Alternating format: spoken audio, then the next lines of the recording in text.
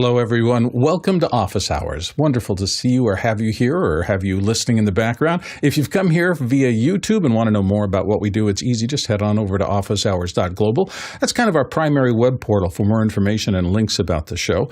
You can also use the QR code system to get in there you want, or just type that Ask officehours.global list that you see there at the bottom of the QR code, and you can get in that way. Today is Video Day, and we're going to explore the latest trends in camera, lighting, lenses, shooting, editing, processing, whatever you want that has to do kind of generally with video production. It's fair game today. What do the panelists and you, our producers, see as the coming trends for 2024? That's our second hour. Today, we're here in the first hour. Mitch, what questions do we have in the virtual hopper for today?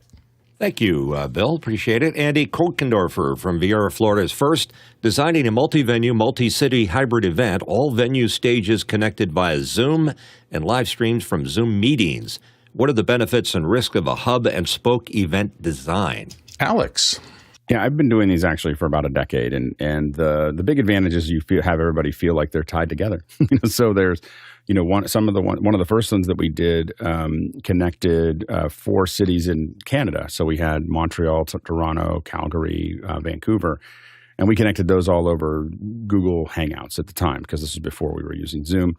And, the main thing you want to think about is comms. So we tied all the comms together across all those cities because you really have to not have the cities act like islands. You can't be even over a phone bridge. We really had a pretty complex comm system that really made that all work so that everyone knew where everyone was, and we were simply managing those spaces.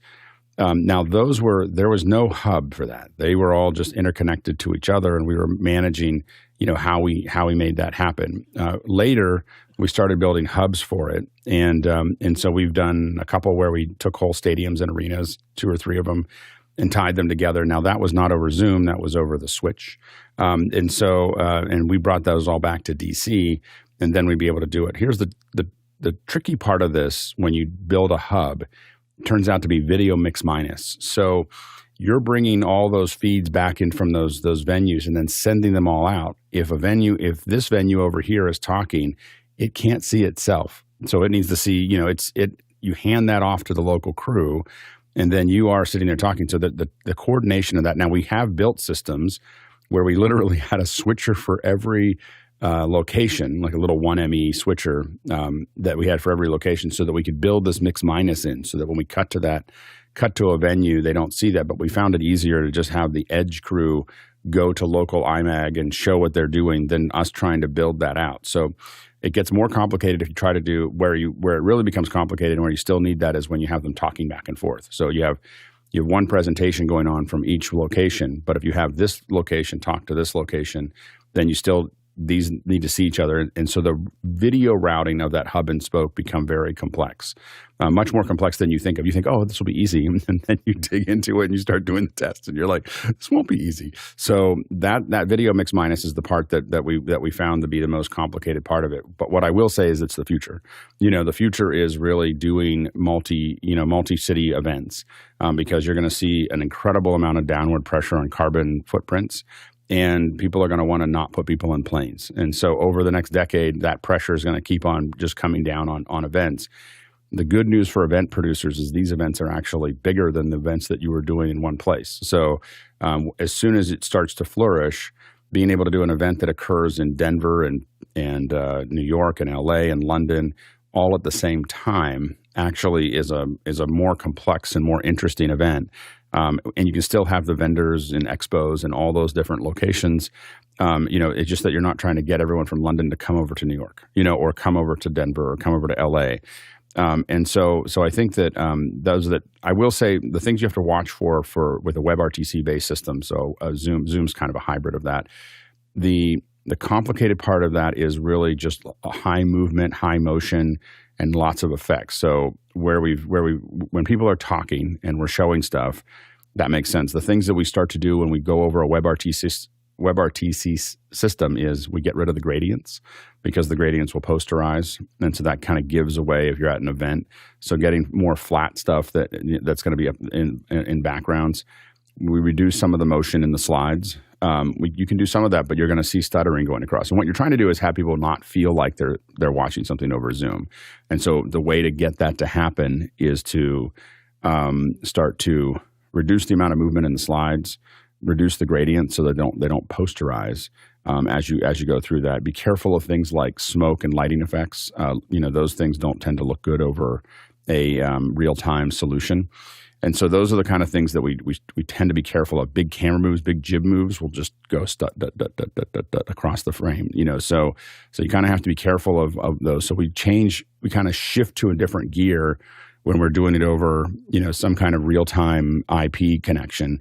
I will admit most of the ones that we do now are connected over the switch because it's a really low connection, really low latency, and we can do anything we want. It's broadcast quality.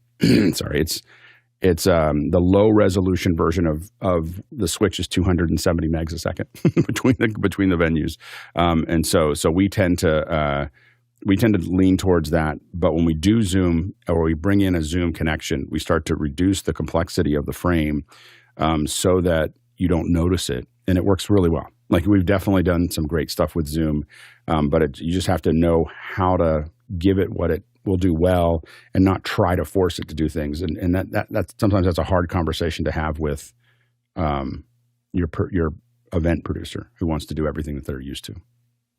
Ronnie?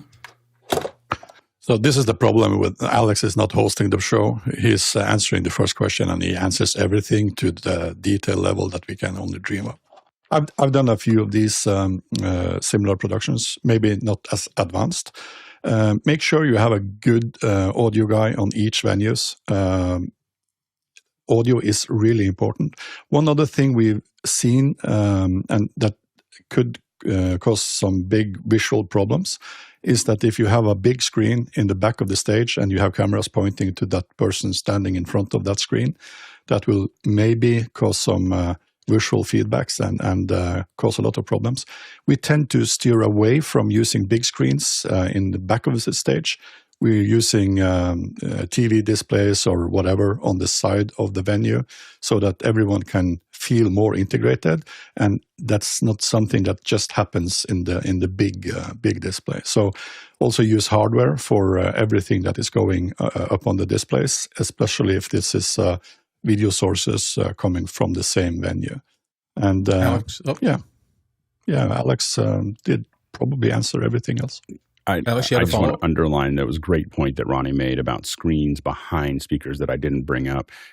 It is so important if you're doing a Zoom connection not to put LED walls behind the person unless you have done an enormous amount of testing. Because the problem is that the pixelation of the LED wall, even if it's not moraine, which they're prone to, so most of your LED walls will tend to want to moray a fair bit, at certain camera angles and certain zoom angles. But the other thing is any pixelation in that screen will defeat the temporal compression of almost any real-time system. And so what happens is that you basically see low frame rate. It'll actually break up the foreground person, in that environment. So it's not that you can't do it. And there's built-up studios that do it. I think Blue has a studio. There's other folks that have figured it out. But even then, it becomes a real challenge. You have to know what you're doing. If you're setting up in a location, when someone asked me, well, when can I do it? I said, when the speaker is more than 20 feet from the screen and the screen is less than 1.5 mil. So if you do that, you can do it. And they're like, well, that's really expensive. I'm like, well, that's what it takes to do that. So because you have to have that depth of field drop off. And you can go, there's a whole bunch of math. We spent a lot of time in the studio between, are you using a full frame sensor is it, do you have a full frame sensor? Do you have a Super 35? Do you have a 2/3 inch sensor? Do you have a 1/2 inch sensor? All of those make a difference on how far the person can be because you want that depth of field to drop off for them so that the screen goes into something that's smooth. One company that I've worked with has a 0.9 and it works great. But 0.9 it's a really expensive screen, to have that there. So, but that is what Ronnie pointed out there, super important to not put LED walls behind your subjects. All right. Guy wanted to get on this one. Guy? Yeah, if you're still in the design phase, I mean, keep in mind that there are other devices out there like the Epiphan Pearl Nano. That's the one that we use where we can control it from the cloud backend interface. So we can see all the feeds, turn them on and off, start records. We also have a higher bit rate, as Alex was saying, with the switch, but you don't have to spend that kind of money. A Pearl Nano is about $1,500.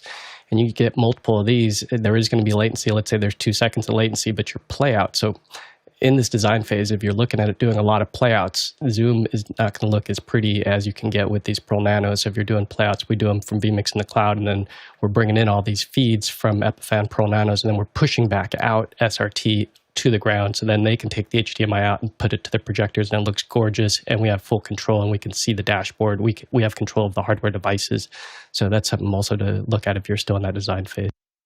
And Alex wanted to pop back in? Yeah, and I will say that there's a lot of different ways to compress it if you don't have to interact. So the Pearl Nano or the Epiphan and other things, when you have a 2-second or 4-second delay, if you're going one way from each location at a time, you basically can. There's a lot of great ways to do that. I think the guy's completely right. The thing that we usually try to do when we're doing it is we want the speaker to say something to the crowd and have a back and forth between the crowd in the other, because it just creates that feel. And what we don't want is that satellite sound, like say something and then wait. With either Zoom or Hangouts or the Switch, that reaction is pretty good. I also will underline, Ronnie, there's the audio is a big deal because of that back and forth and the delay, and figuring that out. Brian Maddox, who's been on the show a couple times here, he's one of like 3 or 4 people that they're the only ones that I do this with, and now they don't need to be on site. A lot of times we've had Brian just go in and work with someone in Morocco, and just work with them to tell them what to do on the switcher or the mixer until it's working. But you do need to take that into account. Another thing is, if you're going to build that interaction, one of the things that we think about a lot is we practice the day before, make sure that it's all working. Don't just jump into this day before, 2 days before, rehearse it, so on and so forth. But also, when we think there's going to be heavy interaction, we want to break before that, and we use that break to make sure that everything's working. So you may decide that some parts of the day are one way, and because a lot of times what we do is there's breakouts. So there's plenaries that are local that'll happen in the morning, and then in the afternoon there'll be some interaction, and there'll be that kind of thing.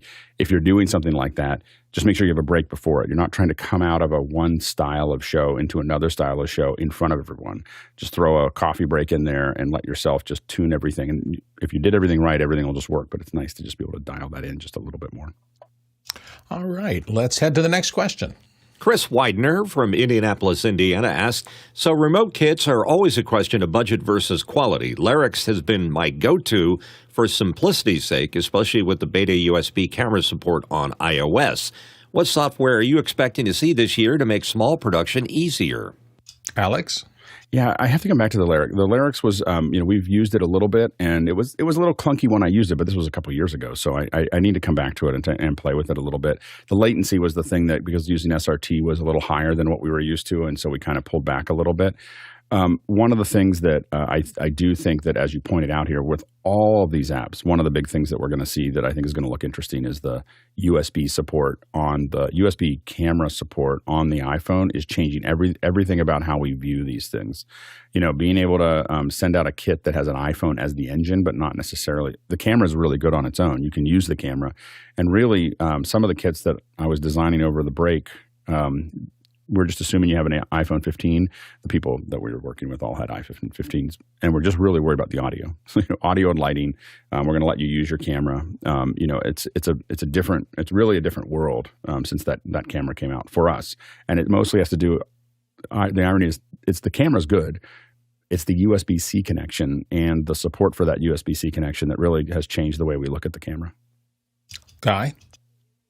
Yeah, same thing. It's as soon as Zoom can take that USB-C UVC input on a iPhone 15, that's going to be a game changer. Right now, we're seeing that we can do it with the iPad Mini, which is already super cool. So that's something that's just come about recently. Another app to take a look at is Camerify. Camerify is out of beta for the SRT input with a UVC USB camera. So that's one to download and try in your productions. I've used it. It works fantastic. And then Switcher Studio, if you're just looking for something that's rock solid, that's probably the best on the iOS side. Top Director is another one if you're using NDI. Ronnie, what do you think? Yeah, so clean contribution camera, that's really cool to have that on iPhone 15. We tested a few of the things that we discussed last week. We haven't had big success on getting both audio and video going into the UVC as expected. I think this is not the problem of Apple or the iOS. Maybe it could be. I think it's the software developers that are not implementing it correctly or giving us the right options inside the application, or the apps. So I think there is a kind of Apple have first to have these things in the APIs and make sure that the hardware handles this, and then it will take some time until the app developers are catching on and doing this and making interfaces and really extend these API functionality. So waiting is probably still a good thing to do. Let's head to the next question. Andy Kokendorfer from Viera, Florida has a question. Has anyone used Amazon Transcribe for live-streamed caption support? What are your thoughts? Courtney. I have not used it. I took a look at it. It looks like they're using machine learning now in the pipeline to try and customize large language models to your specific need.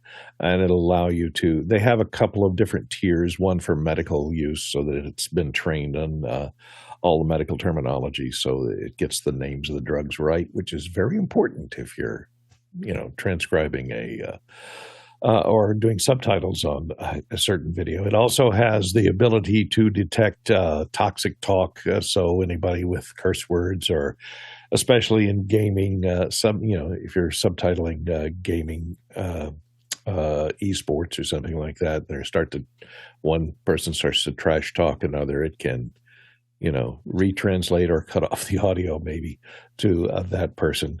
So it looks like it's just using machine learning now to do that stuff. How fast it is questionable. They do offer a free trial that appears to be to give you about 60 minutes for free of speech to talk over a 12-month period. So 60 minutes a year free, whoopee. So that's not going to cover a lot, but you can try it out and see what the latency is like.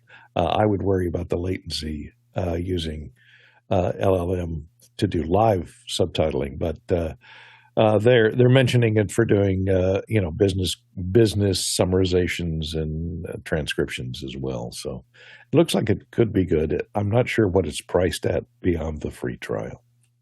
Alex? It's probably not that expensive, but because it's probably not that much of a CPU load. But it's not. I don't think this is captioning. So this is not a captioning solution. I think that this is actually a transcription. It says transcription, and captioning and transcription or interpretation are very different. And so it is transcribing in real time and handing that back to you, but it's not building out the captioning process. Obviously, we think that that's probably coming. So if it can do this, but I think this is the first step towards that. And so that transcribing there, because I don't see any incorporation of Media Live or Media Connect inside of this. This is all things that are being delivered back out again. So I have a feeling that looking at this it's really so that you can get the documents right afterwards and do whatever you want to do with them, or have them analyze it and give it back to you. As Courtney said, summaries, harmful, discussions, so on and so forth. Those are the kind of, and then just full transcriptions. It is really a changing field. Like this is going to get, it's going to get really good. I mean, I oftentimes say there's a lot of businesses that aren't, the business is just going to change, but the captioning business has never been busier. But I think that I would be diversifying if I was in captioning, because this is what these systems are going to get really, really good at. And they're not as good as human beings right now, but in 5 years they will be. They'll be better, and they'll do it faster and more effectively we've already seen hints of that with, some of the stuff we do just for captioning our shows, where they're not quite as accurate as a person. But the time tags are way better. And so we'd rather go in and fix it than have someone transcribe it. A portend of the future, maybe. Yeah. Andy, thank you for the question. Let's go to the next one. Next up, Paul Wallace in Hot Springs, Arkansas. Microsoft has added a new key to keyboards, the copilot key. Does this influence your decision about the next keyboard you get? Courtney, what do you think? No, because I use the mouse now more than the keyboard. I guess for people that are typing all the time and they want to pop up, Copilot. Here it is exactly. There's this little icon right down here next to search that's Copilot, and you just click on that, and it pops open the annoying Copilot panel on the right side of your primary screen only, not necessarily the screen that you have up. So once they fix that little problem, then it'll be a little more convenient. You can get there right now to Copilot, I think, with a 2-key combination. So it's not a major improvement in keyboard design. John Preto. The answer is no, Paul. I still have a keyboard in my garage that has a dial-up internet button on the keyboard. Remember those? Oh, my God. Well, there you go. Maybe no, it's never coming back. Chris Fenwick. When they come out with a keyboard that has a clippy key, I'm switching to Windows. And it will be cold under your feet because a nether region is freezing over. Let's go on to the next question. And it's a QR code question coming in from Sam Rhymes in Maidenhead, UK. What are some good beginner resources to learn video lighting principles and equipment? Thanks. Guy's got to start us out. Guy? Yeah, a long time ago, I used to actually have a course where we taught nationwide. It was with a company called DV Creators, and they have some tutorials still, but they're old compared to what's new out there. What I would get now is a company called MZ has Alex Bueno, who's the guy who did some stuff with Saturday Night Live, the openers. He has an amazing course called Visual Storytelling, and that is at mz.com. The other one that I like is Shane Hurlbut has some Filmmaker Academy, and his is choice as well. So those are the two, and I'll put the links in the chat for both of those. Excellent. Ronnie? Yeah, there is many, too many to count YouTube channels that do this. One guy that I've seen some good stuff from is something called Gaffer and Gear. He's based in Melbourne, Australia. So Down Under is also doing that. And he's kind of calm, good information to the point. He almost always buy his own equipment. So it's not like sponsored information. So take a look at that. Chris Fenwick. Guy, I got invited to go to one of Shane Hurlbut's classes once when it was in Northern California, and the level of participation was amazing. There was probably 50 or 60 people there. They took over a ballroom in a hotel. They built an airplane set from one of he did a movie where Dave, I think it was called Dave, like the president, it was something to do with the president. He recreated a set from Crazy Beautiful, and everybody got to light and direct. And the thing that's interesting about Shane's workflow is, his background, I don't know if you know this about Shane, his background was he was a truck driver. Like he grew up on a farm. He drove the grip truck. And now he's DPing these great movies, and he uses a lot of farm technology. Like he was like, oh no, we built this. Like we built it from scratch. I'm a big Shane Hurlbut fan, and don't you know him, Chris? Can't we get him on for a second hour? I could. Yeah, that'd be pretty awesome. I could reach out to him. Yeah, I tell you, I was watching. I was going through something on IMDb once. I was double checking something, and I watched his demo reel on IMDb, and I sent him a text message, and I said, "Dude, looks great." And he goes, "Hey, how you been?" So yeah, I mean, I'll reach out to him. Courtney? I don't know if he travels a lot. Yeah, and once you've finished your beginner classes or watched a lot of YouTube videos, you can step up your game if you have deep pockets and go to the ASC Master Classes, which are in-person events taught by Academy Award-winning cinematographers on lighting and camera work. It's available, and they are quite amazing. I've talked to people who have attended them, and they've learned quite a deal from a lot of very famous cinematographers. So that's the cream of the crop once you move up and want to learn from the best. If I was starting over again, I would try to get into that or something like it. I just remember the first thing going to an actual live demo with a good thing. In my case, it was Bill Hilshevnikov, who wrote one of the books on lighting in my era. It was just so eye-opening, and I never thought the same way about lighting on a set again. 1 2-hour class just opened up the possibilities. I still had a ton to learn, but man, it jump-starts you when you can talk to somebody who does that. Alex? Yeah, we're going to be doing this year. We were very close to doing them before we lost 3310, but we're going to be doing some lighting classes, probably most likely with Brent By, where he is going to. These probably won't be free because they'll be something that we need to pay for the space and a lot of other things and everything else. But these will be things where we've done these in the past with him that have been just amazing. Where you just kind of he just lights a scene and talks about it and answers your questions, and talks about what he's doing and why he's doing it and everything else. And so we're pretty close to making that actually happen. I was just talking to Brent about it. I will say that the best way to learn for me was we did a show last year with Tlaloc and my brother Joe. My brother Joe's a DP as well. The two of them talking about what lights they wanted to use was the most masterclass that I've ever had, because you had a stage person. I'd love to get them back together to work on this. You had a stage person and a film person with different lighting, a different understanding of what lights they use and how they use them. And the merging of that was just kind of a mind-numbing. It's like a 1 hour of I've just learned more about lighting in the last hour than I learned in 10 years. It was really, really interesting. So we'll see if we can figure out how to create those anomalies in the fabric of reality. Ooh, maybe there'll be warps involved. Let's go to the next question. Douglas Carmichael asking, what device do you prefer as a central audio routing and control platform? The Yamaha DME7 looks very powerful. Alex, what do you think? It looks really impressive. We were talking about this, I think, yesterday. This is that's the wrong button. Look at this interface for it. This is that nodal interface that I was talking about that I didn't even know Yamaha had. So you have compressors and gates and limiters. I think that we need to get someone from ProVisionaire Design on the show. So we'll work on that. I know some folks at Yamaha. So we'll see if we can get somebody to come on and talk to us about it. It's $12,000. I mean, it's more than most of us would use in our little facility. But I think it's oftentimes important for us to understand, where the scale goes, to what that looks like. So we'll see if we can. Someone put that into the second hour suggestions, and so I can remember it, and then we'll see if we can't drag somebody in. Nice. Next question.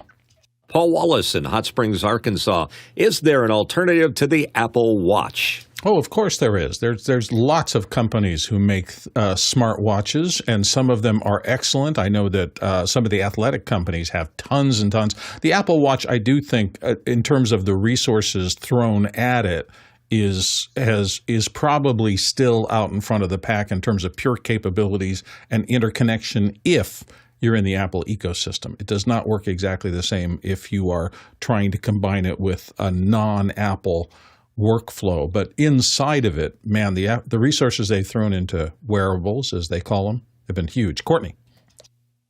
And if you want your watch to work with Android phones as well as with iPhones, you can save a whole lot of money. Here's one that looks just like. I have a couple of these.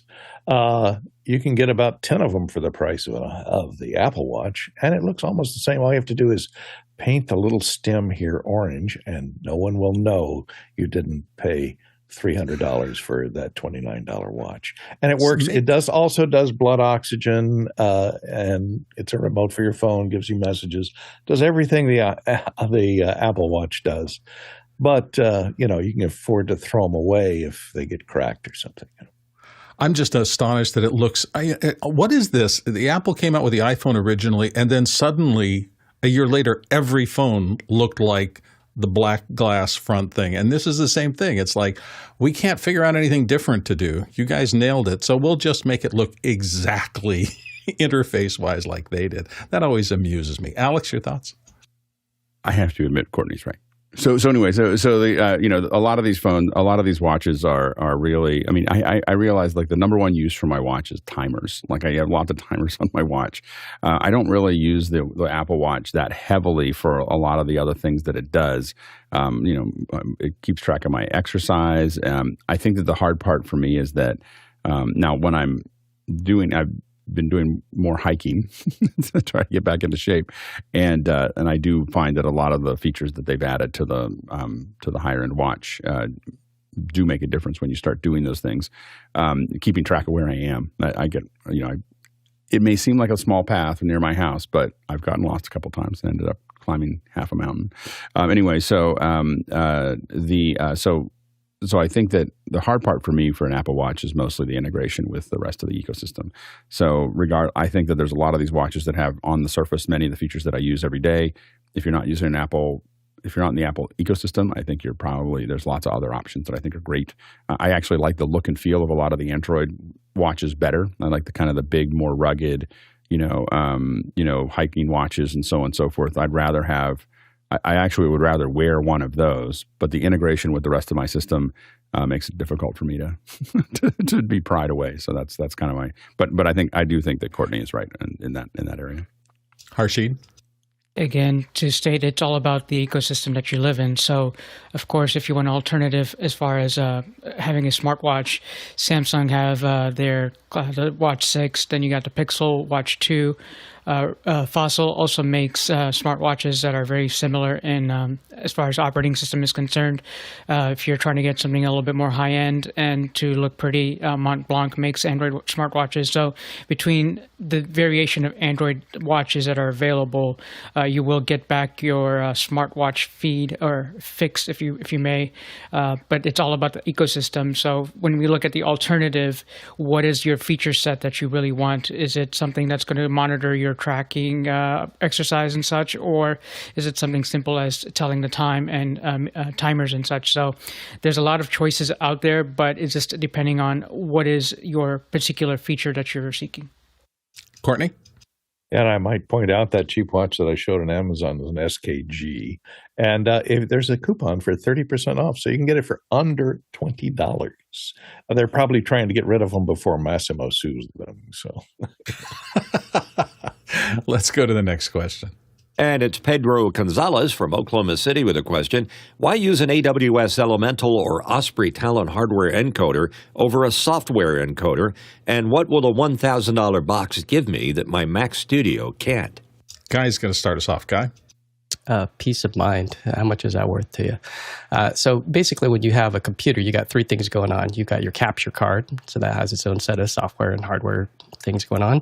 Then you have your OS, which can need an update, and then you have your software, Wirecast, whatever you're using for pushing it out. So you have 3 points of failure, whereas with the hardware manufacturer, you just have one, and that device is just meant to do the thing. I can't count the amount of times that we've had the weird things happen, like a hard drive getting full that knocked an encode offline because the hard drive was full. And it's like, oh my gosh, you forgot to set the destination for the record to be the external drive, not the internal drive. And boom, we're off air. And 11,000 people just dropped down to 3, because they left. And some of those will never return. So what's the cost of failure? The other thing is there's Zixi on a Elemental. So Zixi will throttle down elegantly all the way down to postage size stamp video if you need to. So it's directly connecting to AWS and it's monitoring that stream. There's an API back and forth that's just checking and saying, what do you get? And and it's just making sure that transport stream's robust. And if it isn't, then it'll gracefully throttle down and give you a feed still. Otherwise, other ones will just drop or you'll just get heavy pixelation to the point where it's unwatchable. So those are a few of the reasons. Ronnie? Yeah, if you use a Mac Studio or something like that, you will always be tempted to install a lot of other stuff that causes grief and streams that cut off.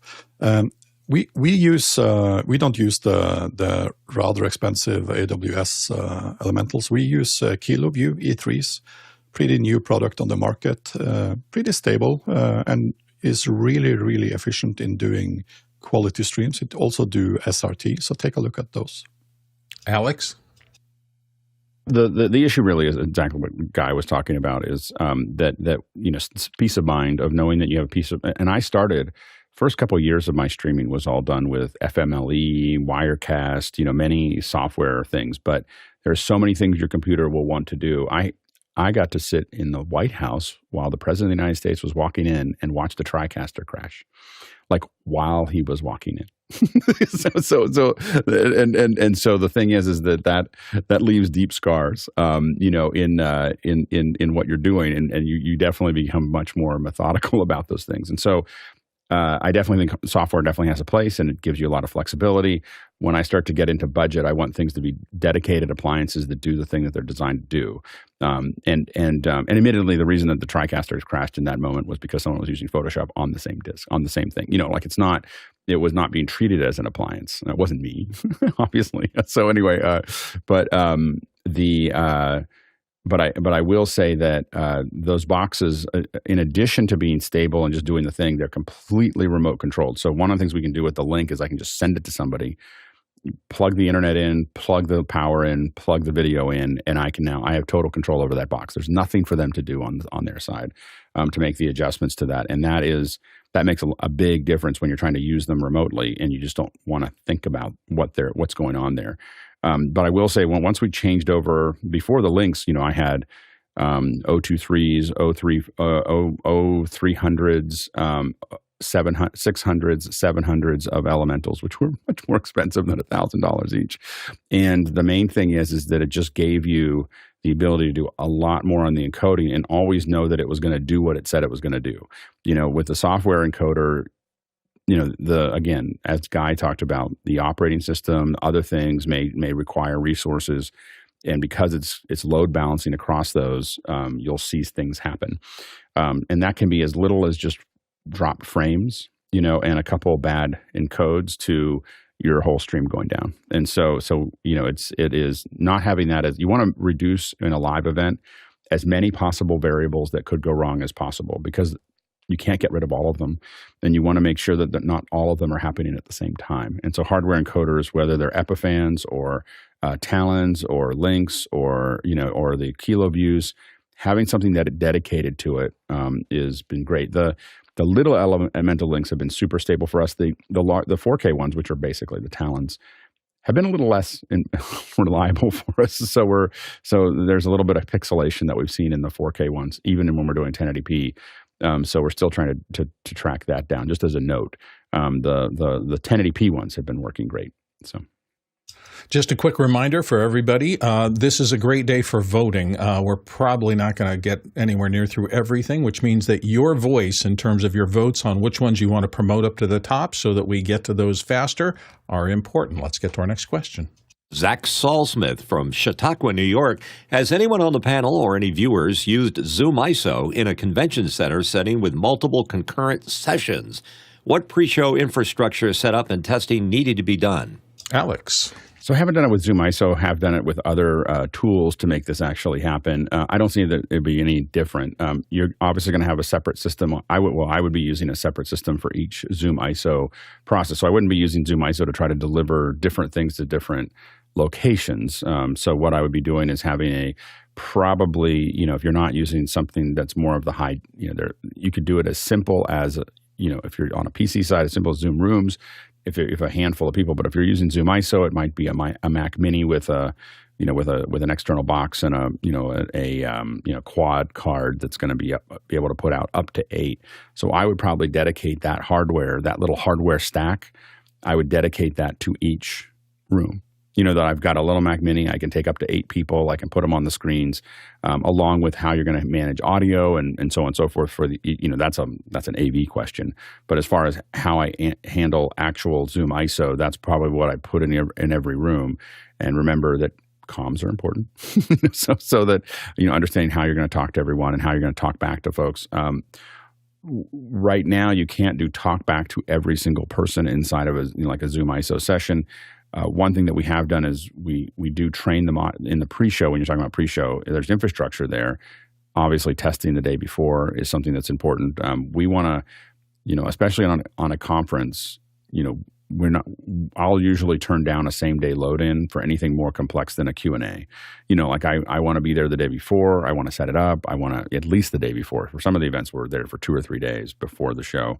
But we want to do a full flat, like nothing else is going to change in the room kind of test the day before to make sure that that's actually, everything's doing what we expect it to do. Then the other thing is that if you have moderators that are going to be part of that, is training them on how to do that. And if the moderator is remote, we get them on something, whether it's Unity or on Agent IC, to make sure that that one person is trained on how to use that, so I can at least talk to the moderator.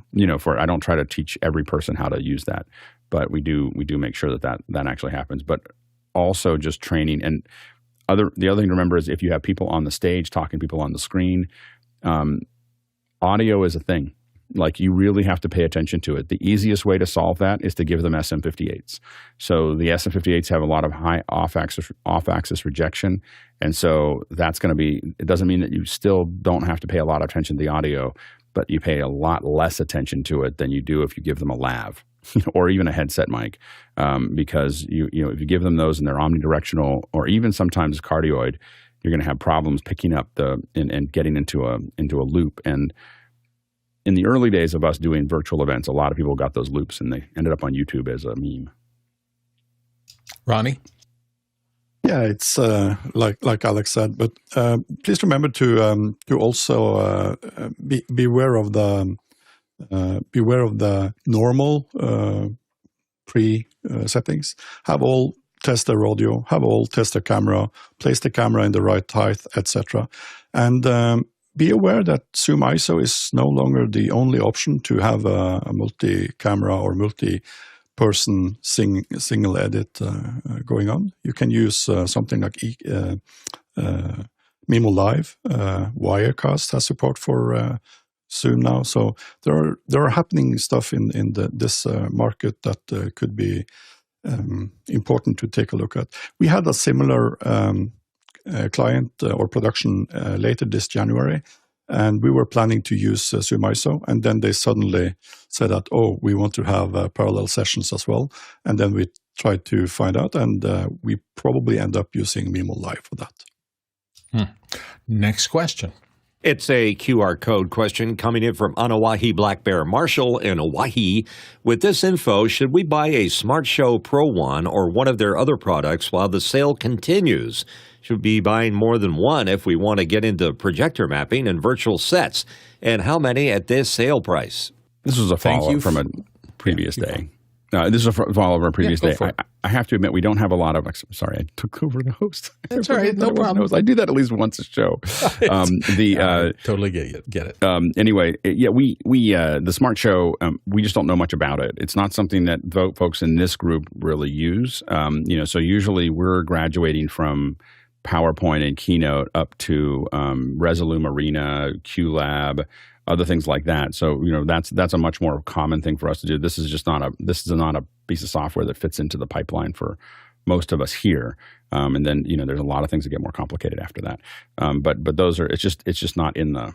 I think it's just not in our viewpoint. So I don't know if we can answer any more questions about Smart Show.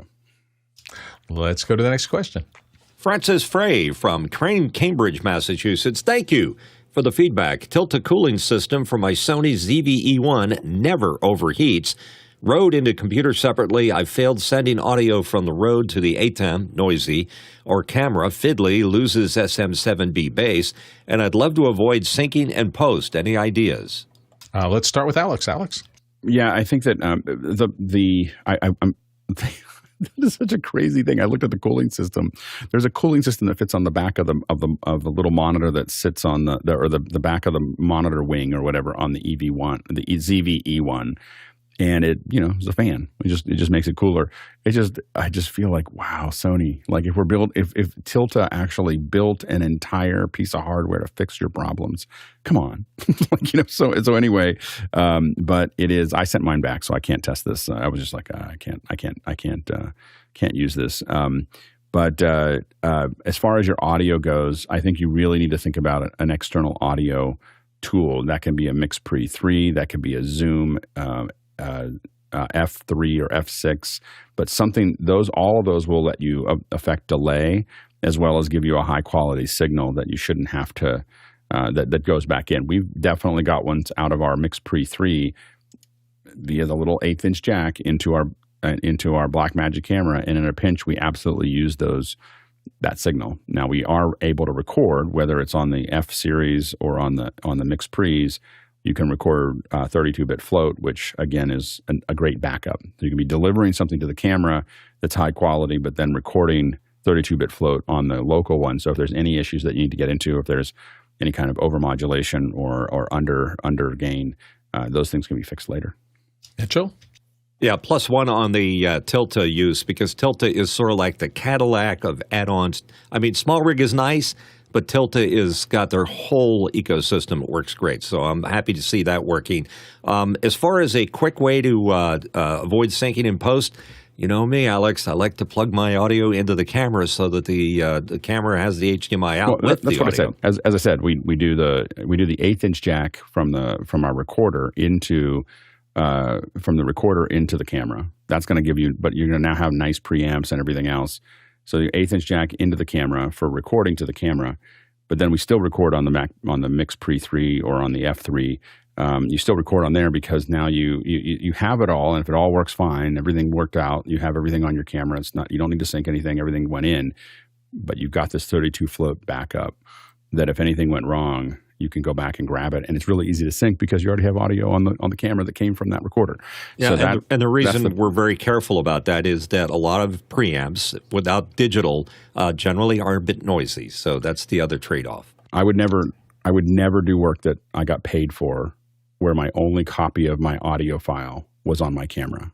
Never, ever, ever, never, never, never, ever would I do that. I will do that for fun, but I would never do that if I'm getting paid. There will be a second record. There will be a dedicated audio recorder that is recording that thing. There is no way that I would depend on the camera to capture my audio. So anyway, alone. So anyway, that's all I got to say. Guy Cochran. Yeah, it sounds like they might have Francis might already have a Rodecaster Pro. So if that's the case, if you're just in studio and you're just banging out some videos super quick, you might want to look at getting an Art Cleanbox Pro, which will allow you to take that Rodecaster heavy +4 dBu professional line level output and dumb it down. So that's what this box does. It'll take the +4 dBu XLR line level input, because if you're throwing that in direct to the ATEM, it's gonna sound like you're saying noisy. But you see this little stereo output. You can take that and you can do mini plug in, and now it'll be at the consumer line level, and that'll feed in nicely. Otherwise, as Alex was saying, you can get one of these handy F6s, and that will give you XLR in. And if you want to do time code, so if you're shooting out in the field, you can use this device and lay down time code with one of these little Deity TC1s. So then this will put the time code on one channel, and then in DaVinci Resolve or Final Cut, whatever, you can pop that audio back, and it'll all drop back into sync. So those are a couple options for it. Ronnie Hofsway? Yeah, it doesn't specifically say what type of Rode. Maybe you guys already know which one it is. But the Rode microphones, the Rode GoTos, they have USB-C interface and can interface directly into the computer and will provide 2 channels of clean audio. But if this is from another interface, it's probably, as the others say, don't go via camera, don't go via the ATEM, go directly into the machine via some kind of interface. That's the way to do it. Hopefully, Francis, that was enough information so you can solve it. Come back and let us know how everything works. Next question. Josh Kaufman from Pittsburgh, PA, asking, iPhone and iPad with Lightning connectors work with Lightning to HDMI adapters to share the screen. However, YouTube will throw an error, something went wrong. Will a different lighting adapter work with DHCP, USB-C iDevices, have no YouTube issues? Alex? Yeah, it's the HDCP. So you need to have HDCP handshake. The easiest way to do that is to get a less expensive Chinese, like AVUE, that has HDMI to SDI. Convert it to that. It'll do the HDMI handshake and then hand off the SDI, and then you won't have that problem. But YouTube has become exceptionally good at no screen captures and requiring HDCP. It's gotten much better over the last year or two. I think mostly since YouTube TV really became a thing. They've gotten really good at keeping you from recording it. Yeah. Next question. Liberty White in Atlanta, Georgia. I'm revisiting my workflow for training videos. What would you recommend for screen recording the lessons? A high-end showing mouse movements, etc., and a minimalistic option. Chris Fenwick's going to start us off. Chris. Liberty, hands down, ScreenFlow. Hands down, ScreenFlow. One of the things that you can do with ScreenFlow, you can actually record your camera and your screen at the same time, just in the app. What I would recommend is that you learn enough about editorial in ScreenFlow. Like this is the one time I don't edit in Final Cut. Just do the whole project in ScreenFlow. And if you're interested, we could set up like a lab. Maybe we could do a second hour. I would like to do a second hour, Alex, about teaching editing inside of ScreenFlow. I've been 100%. Using it since the first version. I remember seeing the thing on Mac Rumors or whatever about this thing, and I downloaded it like by 6:30 that morning that it was announced, and was using it on an Apple shoot 2 days later. I mean, it changed the way we work. It's fantastic. It's far superior to anything else. Camtasia, kind of, but ScreenFlow. Let's do that. Courtney? And what if you're demonstrating a piece of software that doesn't run on the Mac? That's my question. You have bigger problems. I suggest an outboard recorder because it's device independent. It records itself. This is a clear click. It's about $100. You could step up to something like this one, the DeskView 5.5. It's a monitor and a recorder. For about $300. HDMI input records 1080p. Take the output of whatever computer you're using, whether it's a Macintosh or a PC or a Linux box, and run it through this, and it'll record a good H.264 compressed image. It'll include your mouse and everything else, and so you don't have to worry about it crashing something that you're demonstrating. Ronnie?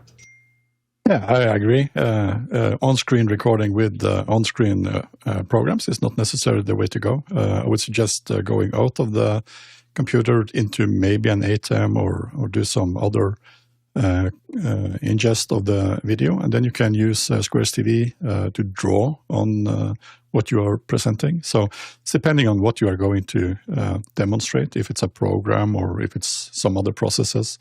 And you can also then integrate Keynote into the flow and do some really cool stuff with the animations and drawing and annotating live. Alex? Yeah, ScreenFlow. Not only does ScreenFlow do the it'll record the mouse separately. It'll record all your keystrokes. So you can have your keystrokes actually what you hit while you were talking as another layer. Like it is, so like if you're doing Command 3 or Command C, whatever, all of those are recorded in ScreenFlow. And you can change where they are and what they're looking at and doing everything else. It is an amazing app. I'm totally into doing a second. I can't believe we haven't done a second hour about it. I will admit most of the stuff that I do, because it runs through my switcher, because I want to do this, because of that, I tend to just record an output from my switcher.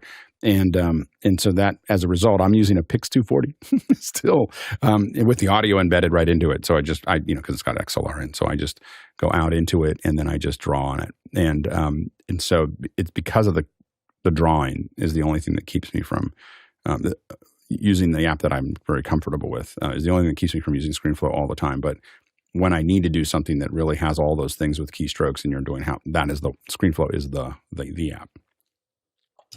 Chris Fenwick. The analog of what we've been talking about here is Liberty asked the question, how do I drive a car from Los Angeles to San Francisco?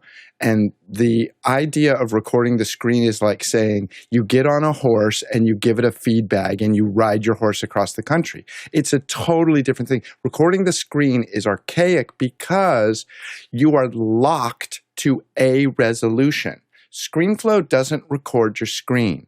It records the OpenGL data that draws the screen. Therefore, I can zoom into like 600% scale and it looks fantastic. And as Alex said, it records the mouse that I can turn off or turn on. It records the keystrokes, which I can turn on or turn off. It records the data underneath the mouse so I can scale up on it. I'm saying this is a totally different metaphor than just recording the screen. Recording the screen works if you want to live like you still lived in the 1990s. I'm saying it's 2024 and you have much, much better tools available to you. Guy Cochran? Yeah, tools like the ATEM Mini Extreme, which when you're done recording, because if you get the ISO version, you'll have all those. I'm assuming that you want to have you as well, a video of you. So if you're cutting back and forth, then I would actually recommend getting the ATEM, because then you get that DaVinci file and you could cut back and forth very easily because everything's in sync. I see Chris nodding his head over there. Go ahead and walk through your workflow. And You're missing the point. I will show you and you'll go, oh. So there are camps about this, but it's great that there's a lot of tools available. Alex? No, and ScreenFlow does record you as well, so you can put that into part of the edit there. And in the second hour, we're going to talk about religion and politics. But the one thing I will say is that again, I think both of those work. It depends on how much you need to do with it later, how fast you're going to export it, what you're going to do with it. Those are all things. The reason I do it I actually do it to my Pix 240 is specifically because oftentimes I publish it within minutes after I just do it, I draw on it, I talk about it, and then I hit publish. I'm not trying to do anything. But if I'm doing something that's going to be complex, I would think about that. The other thing I'll think about when you're talking about your workflow, really think about how you might use something like Keynote or PowerPoint if you're comfortable with it. What most people miss in their training that I see on YouTube is discussing the concepts of what they're doing on top of the screen captures. You can teach people how to push the things, but interrupting those with full screen, like this is what I'm doing. This is the way to structure it. This is how you want to look at it. Really think about using Keynote more in that area. It exports ProRes. Like you can, at any resolution you want, so you can match that up. So you can build the whole thing in ScreenFlow, but just think about how you might bring that then into Final Cut or Resolve or whatever, and add these kind of explainers to the beginning, the middle, and the end to really wrap it up for someone so that they really understand what you're doing. Courtney, you want to finish up? Yeah, Alex may have just answered. Part of my question was for Chris and Alex, and this is not a smarty question. I just want to know, what size files does ScreenFlow create? And super small. And are they're really small? And are they compatible with anything else other than ScreenFlow, or do you have to transcode them into, as Alex said, transcode them? No, you build it all in there. ProRes.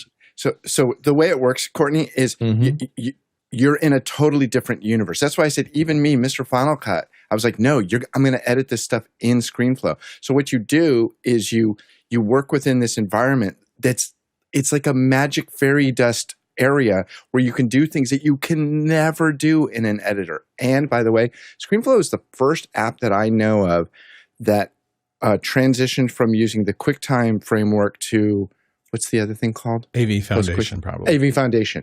And I remember the first time I set up, I zoom from here to here and then do a dissolve from this to this, and it did it lightning fast. Now, Final Cut still actually works that way now, but this was 14 years ago, I think, when it first came out.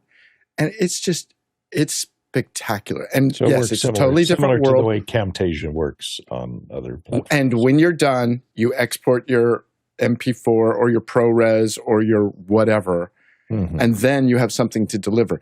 You'll work in a different environment, but it's so powerful, so amazingly powerful.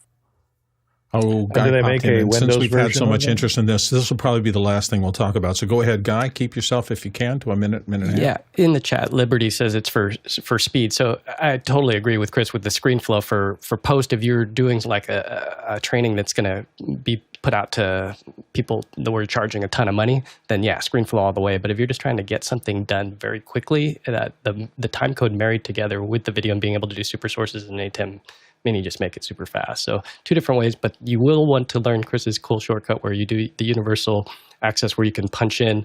So you can say this portion of the screen, blow it up. So for that quick content as a presenter, you're going to have to learn how to do that stuff on the fly rather than doing it in post, which is where ScreenFlow really rocks, is being able to punch in after the fact. But again, all that stuff takes a massive amounts of time. So two different workflows. Alex, wrap this up for us. And on the minimalist side, we didn't really get to that. We went straight to the huge side. On the minimalist side, remember that QuickTime does screen capturing. And when I'm trying to show someone how to do something really quickly and I don't want to think about it, I open up QuickTime, I grab a screen. It's actually got a bunch of little tools in there that are pretty good. And I say, here's how you do this thing, and I just send it to them.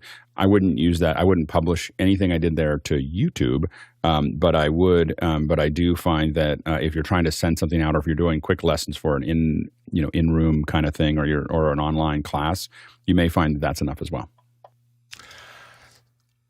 Excellent discussion. I hope everybody learned a little bit of that. We are at the top of the hour here, so we're going to be making our transition in just a second. I want to remind you, Isadora Lab with L. Wilson Spiro. Today is Thursday. It happens at 10 a.m. right after the show. It's an incredible opportunity to learn how to use Isadora for your own project.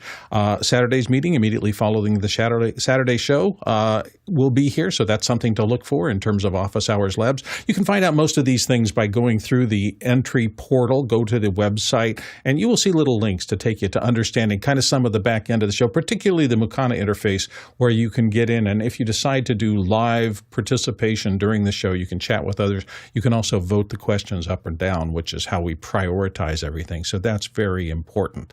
So we'll be back in just a second. And when we come back, we're going to be talking about your ideas for what happens on our our Thursdays coming up for video.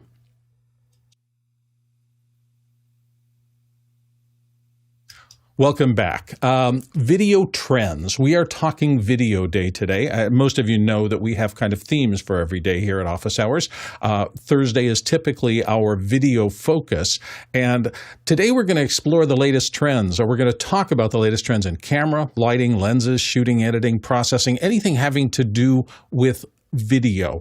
What are our prognostications? Panelists are going to raise their hands. We're going to talk a little bit about what you think is going to be happening for the camera and sound departments coming up in 2024. Possible topics on the large scale. What's happening on pro sets? What are the cameras that are most favored out there? If you're an editor, what kind of assets will you be receiving over the course of the next year or so of your career? On the middle level, where are the trends going in corporate and industrial? There's a lot of informational video being produced out there. A lot of people make a lot of money in that area. So what are the trends there? What's happening on YouTube, TikTok, and all the other socials? Is there changes afoot? Is vertical video dead or resurgent? All those things are worth talking about today, and we want you to let us know. And on the simplest end of things, the phones. Let's not forget about how fast our pocket video cameras are evolving. They're becoming more capable all the time. I know a lot of us have been shocked about how much we're using our mobile devices, even in anything but the highest end quality productions, and they're doing a heck of a job. Personally, the trend I'm chasing more than anything else for 24 is personal work efficiency. I am trying to figure out how I can work faster and easier, incorporating whatever tools I need and on whatever scale that could be. Do I need to look at things like camera to cloud, which is starting to really kind of get a lot of action on the high end of things? People do not want this, we're stuck on the set and everything has to happen on a set, and then somebody takes things out to the post-processing thing and you have to wait a few days before it comes out. Camera to cloud and associated technologies are starting to connect everybody to the set, so that's something worth keeping our eyes on. Templatizing social posts and things like that on your phone so that you can automate posting of things is something that the young folks particularly are getting really good at. And you're seeing some of the YouTube giants able to turn around stories incredibly fast, and they still look very professional and very well thought out. So everything is happening on all the areas of this. We're in another, I think, cycle of tremendous innovation and change. I'm excited by this year. I think it's really going to be an interesting year for the development of anything having to do with video. And so we're going to discuss that a little bit now. I'm going to toss it over to Alex. Alex, what do you see in your crystal ball for 2024? Yeah, so a couple things that I see. One thing from a creation perspective that you just touched on a little bit is when I'm talking to creators, I talk to a lot of creators, and I'm actually seeing them slow down. So the creators that are doing well, the creators that are getting up to speed are still doing like lots and lots of videos. The creators like Tom Scott just announced, I don't know if you saw, after 10 years, Tom Scott is not doing a video a week. By the way, the video is really good about him talking about that. But I think that, you know, they're realizing that they just can't run at that pace anymore. And so what they're doing is they're starting to slow down and do things really well. And do less of them. Again, getting up there, a lot of folks are doing lots and lots of videos, but we're seeing people start to slow down and really focus on quality and also focus on life balance for a lot of these YouTubers. But like I think Mark Rober is a good example of the future, which is that he does them at the pace that he does them at. You know, he releases them when he releases them. There's not a set schedule to it that he has. And so I think that as large YouTubers, I think you're going to see more and more of that kind of slowing down of the process. I also think that we're going to see a lot more stereo video and a lot more 180 video because the Apple, the Vision Pro is probably going to come out in February. And so that's most of the rumors that are leaning towards an early February or mid-February release of the Vision Pro. That's going to create an arms race between Meta and Apple. And there's going to be a lot of interest. And it's not just, oh, are they going to buy a lot of things? But it's going to be a lot of vendors trying to figure out how to be on the front end of building content for it. It's also going to be a lot of you putting up content gets promoted on those platforms because you're doing something new and something innovative. So I think there's a lot of things there's a lot of interest there. I know I'm already working on a concert for the Vision Pro, you know, like to put out a little show that we're trying to get all revved up so that it's ready like within a week or two after the show. So, you know, there's a lot of folks that are kind of pushing towards that goal. So that stereo, we keep on coming back to stereo and 360 and VR and so on and so forth. I think that's interesting. Another big trend I think that we touched on a little bit is this is the slowly building rig that I'm putting together here. This is the small rig here. The thing on top that's the Tilta. So this is the Tilta. This, if you see it here, is a follow focus and zoom control for the iPhone. So it connects over Bluetooth to the iPhone, and you can control the Blackmagic camera, you know, with that there. And then I've got some handles. I've got a Moment lens on here. I'm working on audio, you know, getting audio into it as well, so that we have you'll see probably a Mix Pre 3 hanging from the bottom of this guy, not in a not too distant future. So you're slowly kind of building up this rig, but Apple switching to the USB-C. It's really the USB-C. The camera's really good, but the USB-C really changed a lot because there was a lot of productivity we just couldn't do. You couldn't get things off fast enough to make it work. It also feeds into the Blackmagic cloud in the sense that you can now have a cellular connection. You've got a Blackmagic, so cloud production in general. Frame.io will be part of that. Blackmagic Cloud is another one. There's a variety of other ones that are kind of working through that. But being able to shoot on my iPhone and having those files going up in real time, and we're probably going to test this a little bit. If all goes well, depending on how my schedule goes and how some other folks' schedules goes, I'm going to try to get to NAM and do like a day. And one of the things I'm going to do is set up the Blackmagic Cloud so we can just see what it looks like. We're not going to try to do anything. Don't expect a lot of videos, but we want to just see what that looks like if I'm there and shooting footage, with an iPhone. What does that look like? So I think that there is a, I think that the iPhone production is about to really. I mean, it's been happening for a while, and obviously creators do it and newscasts are doing it. But I will say that I'm shooting footage that 5 years ago. I mean, I have bigger cameras that I work with for work. But I will say that 5 years ago, if you had shot the footage that I'm getting out of my iPhone, I would have thought it was completely acceptable for production. Like I would have just been like, oh yeah, that looks good. But it's all these other pieces around it.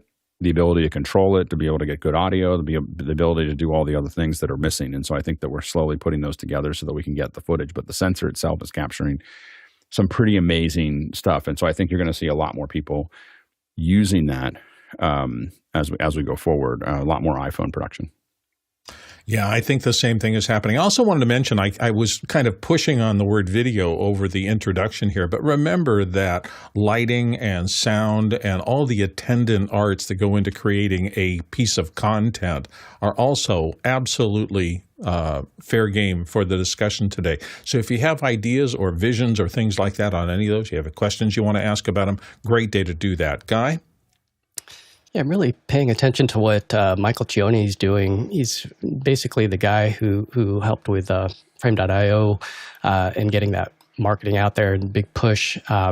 His new company, Strata, it sounds like they're taking footage, putting it up in the cloud, and then they're able to use transcription. They're able to use different filters, different LUTs, all that up in the cloud. So things are happening that wouldn't happen on a regular person's machine because you can leverage all of this horsepower up in the cloud, and then you could push it. You could either edit up there or you can push it back down. But all this AI transcription, like it's getting super fast to where normal people that had normal computers wouldn't be able to do this stuff, but they're trying to leverage just the sheer amount of people that would sign up for his service. So this is all future thinking. So as we're talking about this video trend, pay attention to Strata and what Michael Cioni is doing, because we're going to see video going up, because we're already seeing it with like the Ursa G2 broadcast. Now with camera to cloud, you could push the footage straight up. You don't, just like the iPhone. So you subscribe to the $5 a month package and that footage will show up right and resolve. But what if you have other team members that need transcription and other things like that? So how do you get that text-based file to a team member so that they can pick and do a paper edit if they want, and then you can cut it, or AI can cut it for you. I mean, because then you're just squishing. It's that timeline short, from concept to completion. It's how fast can we bump out what we need to if it's a fast turnaround gig. So there's exciting tools out there with the horsepower of Azure, Google Cloud, and AWS. So I'm excited about keeping an eye on what Strata's doing, and I'll put a link in the chat to it for those of you that want to catch up on some of their videos. Always fun to see what Michael's doing. He's an amazing thinker in this industry. Alex. And Michael's been on the show before when he was working at Frame, and we'll get him on again. So we'll reach out to him and get him on. I'm sure that he is an incredible guest. So if you see that he's coming on, he's really, it'll be really fun. So we'll get him to come on and talk about Strata and whatever else he wants to talk about in that area. Another thing to look at is that we do see a big push towards live. So a lot of us are doing live, but if you look at TikTok is quietly doing live training. So they're training their largest creators on how to take full advantage of the live platform. You're seeing Instagram now allows RTMP because people were just really not using it in the same way. So they finally broke down and did that. You're going to see more and more people, I think, moving it. And the reason for that is that it has longer dwell times, and so people can't skip through it. It's easier to advertise against. It's got larger dwell times. A lot of the platforms are trying to figure out how to fully utilize that. So you're going to see kind of this. There was a huge surge of live, in the 2011 to 2016, 17, and that kind of, it kind of flattened out a little bit. And of course, we saw some during the COVID, and then it kind of came back. But now you're going to start to see it really start to build up because a lot of the platforms are seeing the value of live for their platforms. So you'll probably see a fair bit of that happening as well.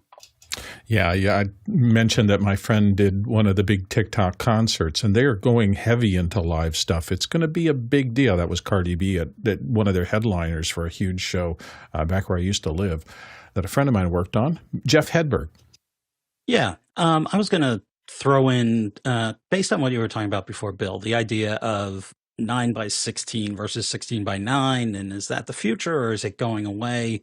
And along the line with Alex's comment about phones and capturing data on phones, I've noticed in terms of the post work that comes through the different houses I've worked at, it's TV commercial stuff. So, stuff comes in and it's 16:9. And then for a long time, there was a complete afterthought about, all right, well, how do we cut out the 9:16 to put that up on the social? And it was definitely an afterthought where everyone was focused on the 16:9 all the way through the process. And now I've seen more and more people kind of focusing right from the get-go of like, all right, well, this one's just going to be social. So we'll even, people will be rough cutting it at 9:16 right from the get-go instead of, sort of knowing this isn't going to go on broadcast TV. Instead, this is going to hit the markets where advertisers can see, oh, who clicked on this? How long did they watch it? All those sorts of things. I think that's a big deal. The other thing that I wanted to point out, I've got some friends who are involved in doing sort of the very heavy lifting of the VFX after spots are done. They're using Autodesk Flame systems. And one of them the other day was talking to me, and he said, I can't believe that on my phone I can do a quicker, whatever it was, whether he was tracking something or doing a color correct or whatever. He's like, I cannot believe that I can do this quicker on my phone than in the Flame. And so, there's definitely forward movement here for these very small devices that really democratizes everyone being able to work and do really good looking stuff. Amen to that. I think I've talked about the fact that I went over a couple of weeks ago to Los Angeles. My wife and I went over to go to an event, and we stopped by the Motion Picture Academy Museum and took a tour through there. And one of the things that first hit me is they had a big display of vertical imagery. I won't say vertical video because that kind of puts you back into the thing. But, here's one of the pictures, and I don't know if you can see the kind of floor under that in gray, but this is probably a 40-foot tall vertical panel showing that you have to start thinking about kind of art direction in terms of a different thing. It's not 9:16, so what can you do for storytelling in a different thing? What are its strengths as opposed to always just saying, it's not 16:9, so I don't know what to do with it, or I have to cut out and lose a lot of stuff. What artists are starting to do now is, hey, we've got this huge concert coming up. It's sponsored by TikTok, and we're going to have gigantic vertical screens. What is it good for? Well, it's really good for a single shot of your performer. It's really good for getting a sense of what's above. Now, if your kind of camera work is all wide time, and you're not thinking about how do I frame something? How do we put something in the set that fills that upper third so I'm not just taking a normally wide thing and shooting it on my phone where half this thing doesn't have any content? People are really framing and art directing and pushing to make vertical a thing. And I think we're going to see more of that as more, it's where the eyeballs are. Eyeballs are on mobile devices. You just can't escape that fact. So you've got to be fluid in both visual aesthetics, I think. At least that's one of the things I'm paying attention to this year. We got a good number of questions in here, so let's dive into the first one. What do we got? First question is from Liberty White in Atlanta, Georgia. And Liberty asks, what kind of content do you think will stand out for B2B organizations this year? What will we see more or less of? Excellent question, Liberty. Alex, take a shot at this to begin. Yeah, so I think that content marketing continues to build up. So more and more organizations are doing more and more content around what they do. So making sure that when you go to YouTube, you can find out on how to, not only what the device is, but how to use it and how it's used and allow people to have basically a funnel of they see something and they continue to can dig in on their website. So I think you're going to see more of that. I think that you are seeing more and more live streams by organizations that are reaching out to, and these, by the way, quietly happen all the time. Some of these, I worked for a large company and I was doing, a lot of events, 30, 40 events a year for them. And I was like, how many events do you do, to reach out to clients? And they were like, 15,000 a year. So these, and now most of those were in person. And a lot of these, but a lot of these are going to be moving more and more online where we can do, where we can talk to folks and really support your because people who know how to use your product, and it's much easier for B2B than it is to B2C. B2C is much harder to support this way. But these live streams where you're really answering those questions and really making sure people are effective at it, there's people whose job is on the line to learn how to do those things. And so I think content marketing as well as live Q&A and so on and so forth you're probably going to see a continuing growth of that part of the market. Yeah, a fundamental thing about advertising, too, is you are looking to make the maximum number of impressions every time you send something out into the world. They're obsessed with impressions. They have been since I started working in TV decades and decades ago. And so where are the eyeballs? The answer is the eyeballs are on devices in people's hands. That is the largest single viewing market now. And I think we've all been in that thing where you sit down to check things for 5 minutes, and the next thing you know, you're doom scrolling for the next 90 minutes, just looking at image after image or piece after piece, and somehow they've they've refined this idea of what you see, how they build frames. Are you using text? Are you using graphics? Are you using sound? That sometimes annoys people and you have to take it off. But so you take the sound and you put a caption or scrolling captions or whatever. I mean, there's just so many new techniques because that's where people are watching. And one of the reasons that content marketing is starting to pick up in these live streams for companies is that consumers, especially business consumers, are getting very good at getting rid of the ads. So they're becoming more and more sensitive of passing through the ads, not looking at the ads, signing up to services that have no ads. And so it's becoming the market, while still ads are still a great business, that market is becoming more and more opaque. And it's much, much harder to have advertising have the impact. And probably 10 years from now, it'll be very hard to get a hold of consumers or business folks through via advertising, just because the search ads work pretty well. But as far as display ads and all the other things you want to do, those are going to be extremely hard to be effective with because most consumers are doing everything they can to get rid of them. Exactly. I said a couple of years ago that my focus then was curation, and it's just I was seeing too much stuff and I wanted to figure out what can I get rid of so that what I look at is trustworthy for me. And I think that's why the rise of influencers has become so big, because there's just so much information out there that when you find a show or a feed or a pundit who you feel like gets it, you say, okay, I want more of that, and I want less of this incredible amount of noise of the other 80 million people who are out there typing away, some of which don't have much qualification for what they're saying. It's just their opinion and they're doing it. So we're all trying to do that. Say, what's the efficient source of as close as I can get to truth? Where do I find it? And how do I get more of that? And these tools really help the good people, I think, succeed at that. Let's get to the next question. Next question, sorry. It says Zach's Stallsmith in Chautauqua, New York. And Zach asks, will auto tracking on PTZ cameras eventually replace camera ops? Or will there still be a need for a person to stand by a camera that is using auto tracking software? We're going to start with Jeff here. Jeff Hedberg? Yeah, I think eventually might be true, but I do know from my own experience, I had bought one of these Insta360 web cameras that does track.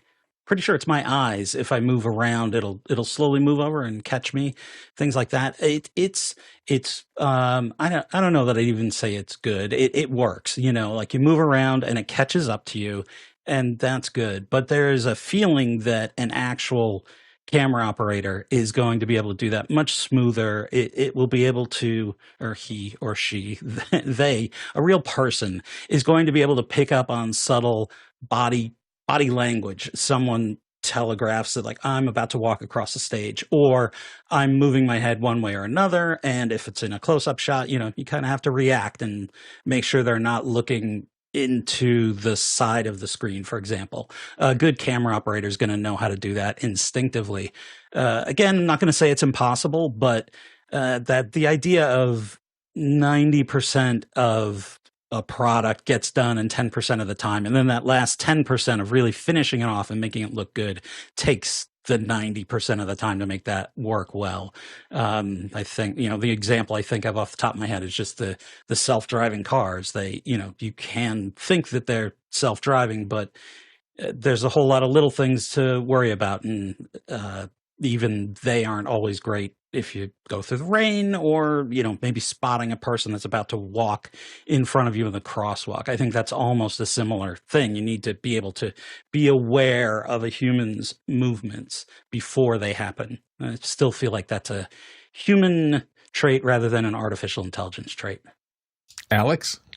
Yeah, what we really find that has really made a difference for us is having a camera operator on a real camera that is doing stuff like following people walking on stage, doing things that when they're unpredictable. And that's a really hard thing to fix. And then what we're doing for a lot of the stuff where people aren't moving very much is there's a person that's following that person. A lot of the other stuff is PTZs, and it's still an operator doing the PTZs. But that has a couple different things. Obviously, there's some cost impacts, but also the big thing for us is that is that it's less of you just don't see it as much. Our seat kills are much lower. Like a lot of times we hide, like you'll have support beams in a space, and we'll hide the PTZs on the inside of the support beam. We can do all kinds of things where we just don't have the same impact that we've had in the past with human operators. But auto tracking, I think has still got some time before it's going to be great. And a lot of it has to do exactly what Jeff talked about, which is hinting and figuring out exactly where it's going to, where that person's going to go, and guessing, what those things are, and really moving smoothly and not getting confused by that process. And so I think that you can do it.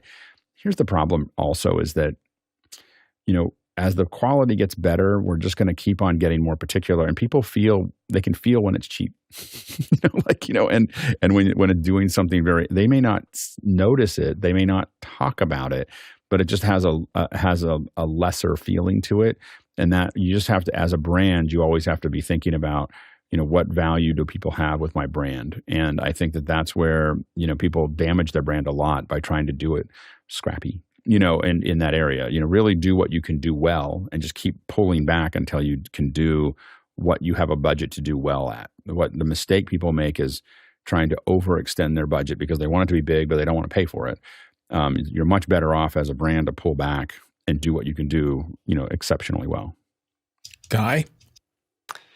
Yeah, at this event that I was running a cable cam, we used a DJI Ronin, which has the auto tracking capability. And great in concept, but in execution, it's one of those things where you better have a wide shot to cut back to, because sometimes it lost its tracking.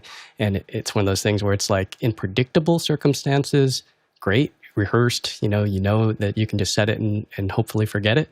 But these things aren't that smart yet. The one that's the best out there is Mark Roberts, the Polymotion Chat. And you could download a demo. It works with a lot of different cameras, but basically this is using limb. So it's not just eye tracking and face tracking. It's a combination of the two. So there's a 14-day downloadable demo, and Mark Roberts was acquired by Nikon. And these are the guys that make the big motion control systems. So I would be looking at the good stuff, So like you can download. Panasonic also has their version of auto tracking software, which is pretty good, but you're running it on a dedicated PC with the graphics card, and it's a lot of horsepower. So it depends on the manufacturer how much work and effort that they've put into this. It's just getting better and better. Like PTZ Optics has been doing some work that we saw at CES last year that was pretty impressive, but again, it still has a lot of catching up to do with the big guys like Mark Roberts. Courtney? Yeah, and at the entry level, I think the algorithms are getting a lot smarter on auto tracking. I know this new DJI Osmo Pocket 3 now has a section where you can set it to the rule of thirds, so it'll do auto track and keep your head in the top third, or also lead you if you're looking left or looking right. It will leave a larger portion of the frame open to your left or right. So it will do that, but it tends to be a little bit twitchy in that if you just move a little bit, it'll kind of move with you rather than let you move within the frame. So you need to have a few more controls built into that algorithm to allow it to try and mimic a live operator, with making the quick decisions on whether or not to move the frame when there's just a small movement in the frame, or whether to let the person walk around and use the area of the frame. So with AI, it's getting smarter, but it may not be there yet. Chris? I watched a video just yesterday. I was showing it to somebody, and it is it's a breakdown of David Fincher and the way David Fincher moves a camera.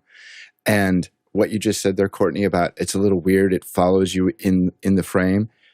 Fincher does that all the time in his movies. If somebody sits up a little, he follows them just perfectly. Anyway, it's an interesting watch if you're interested. Yeah, that's something that you don't often notice when you're watching. Sometimes, you love to be immersed in a thing, but also to after you see it, go back and figure out, why did that seem so interesting to me?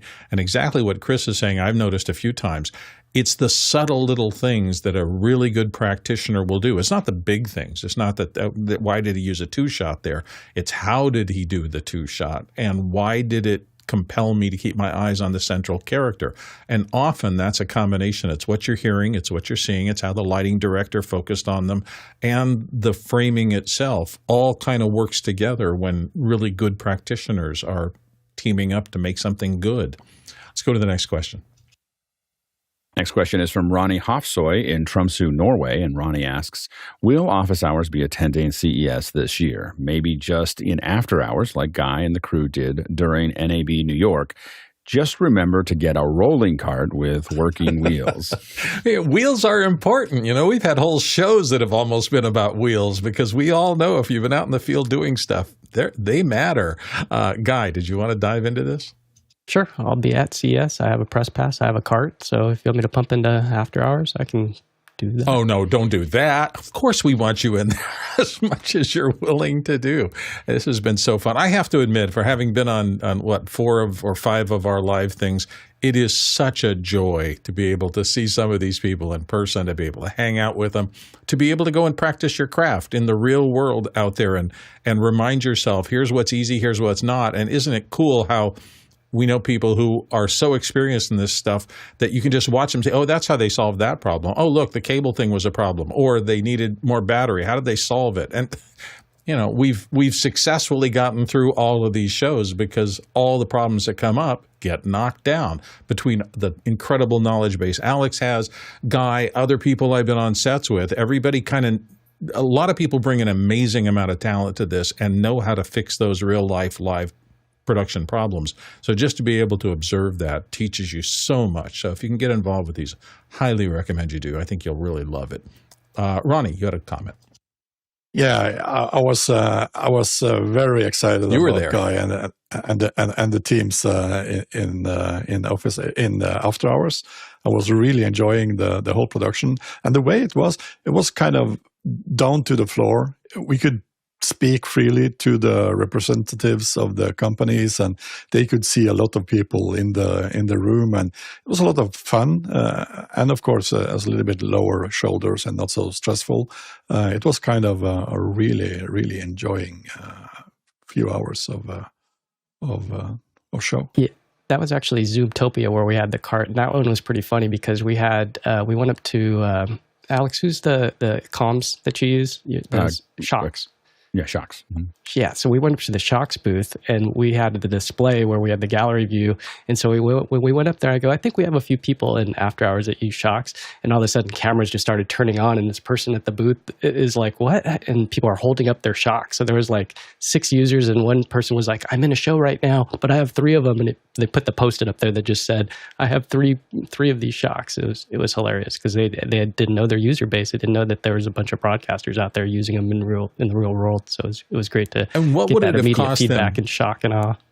What would have cost them to try to do a promo where they made that same story? They would have had to hire multiple crews in multiple cities and send people around to shoot people.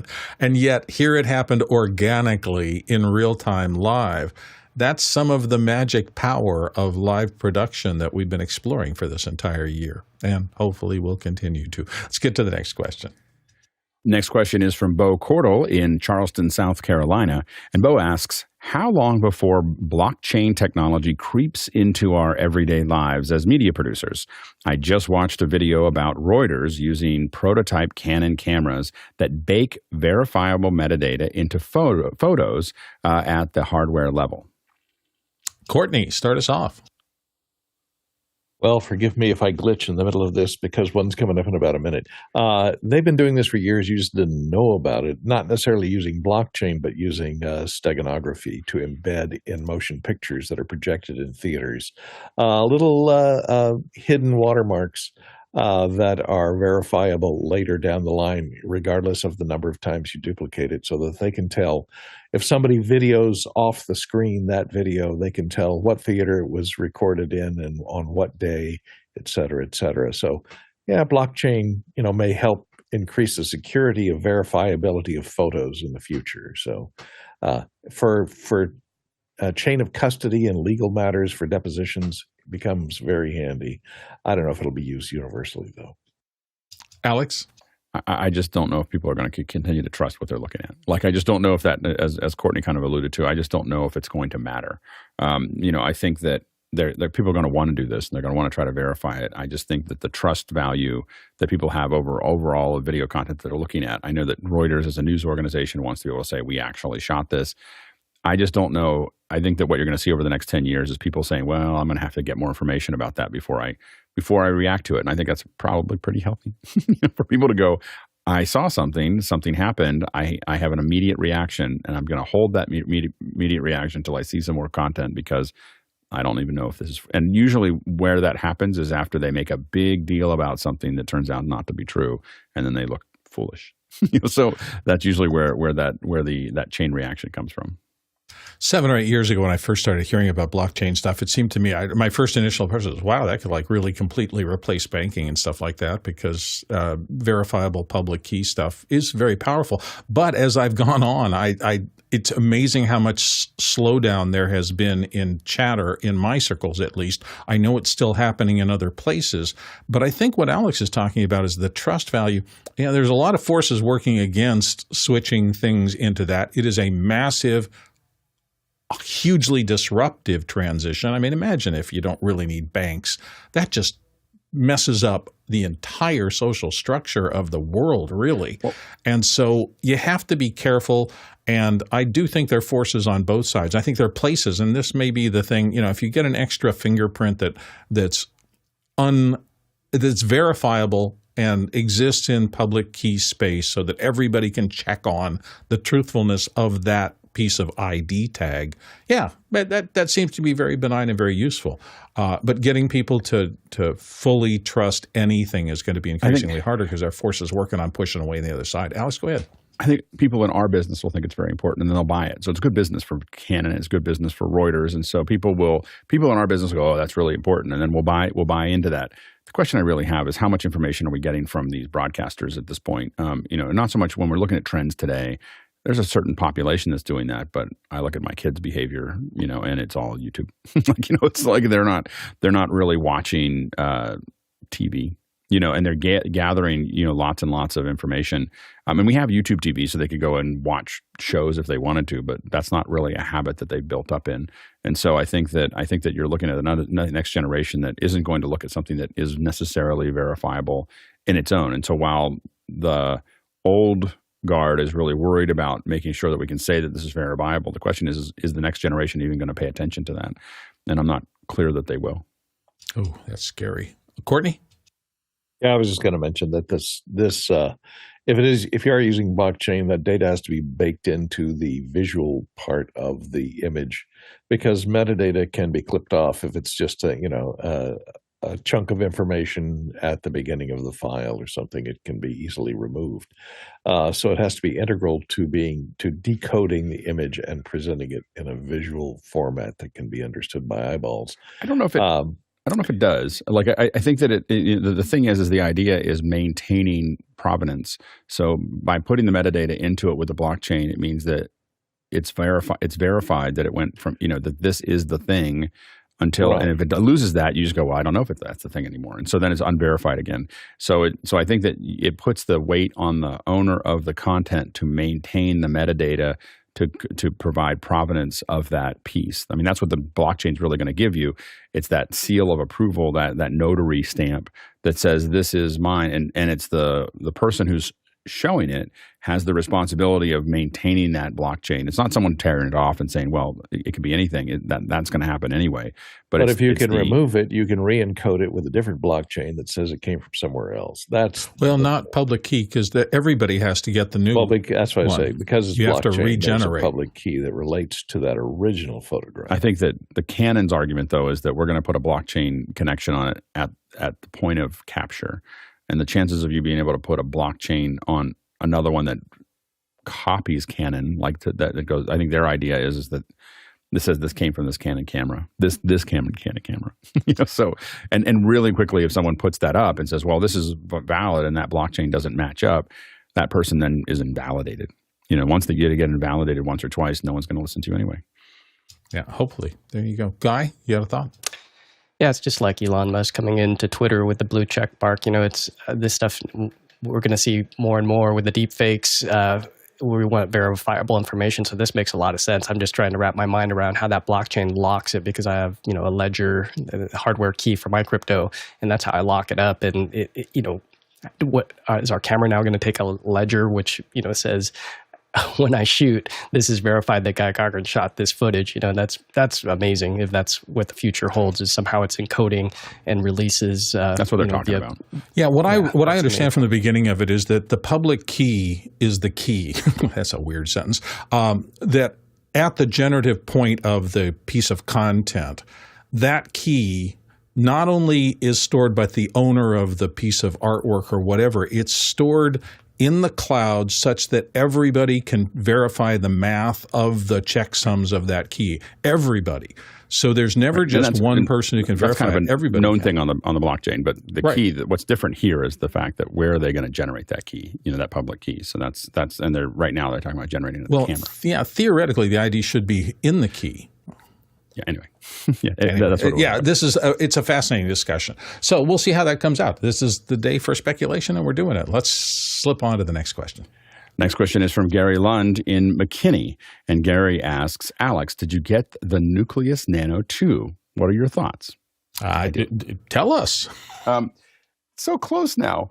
It just showed up yesterday afternoon, so I'm not quite there yet. That's why I didn't show it with the phone.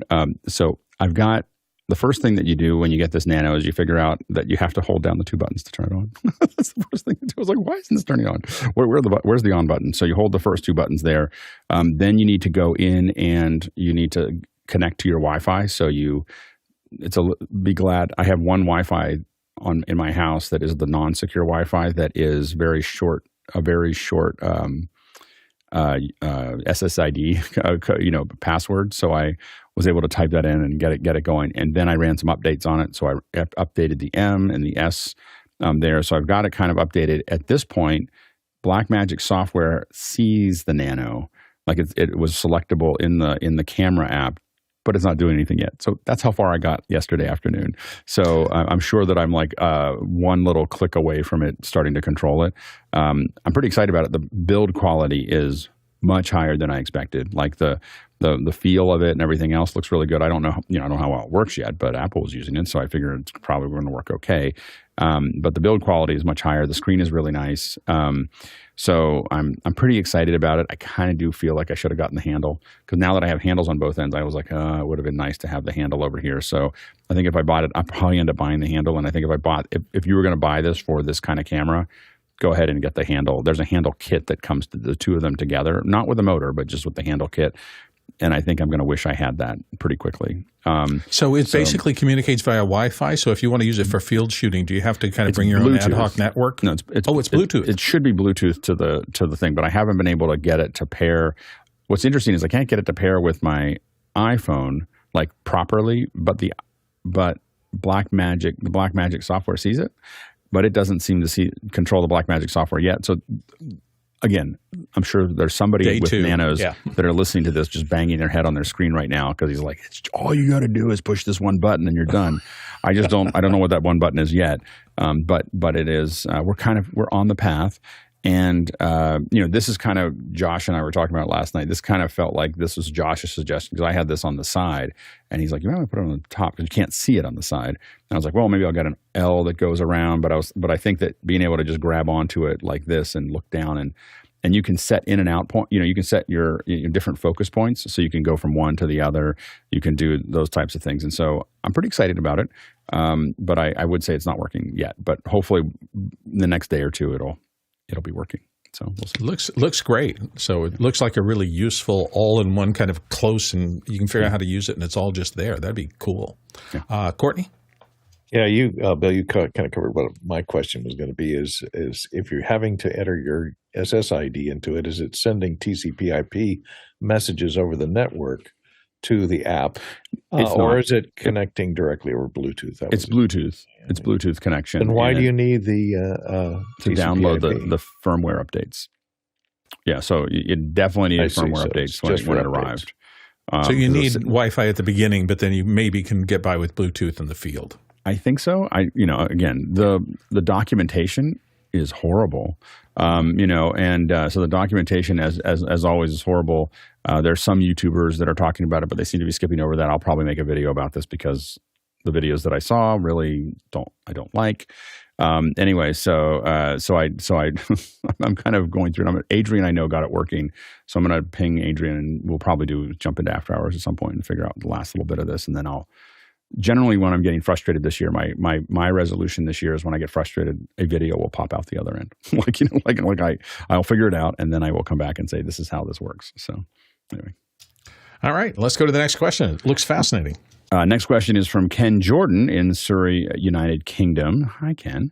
And Ken asks, anticipating the breakthrough AI text to video in 2024, the rate of advancement truly is remarkable, prompting a revision of my forecasts, much like the rapid evolution from rudimentary to commercially viable text-to-image capabilities.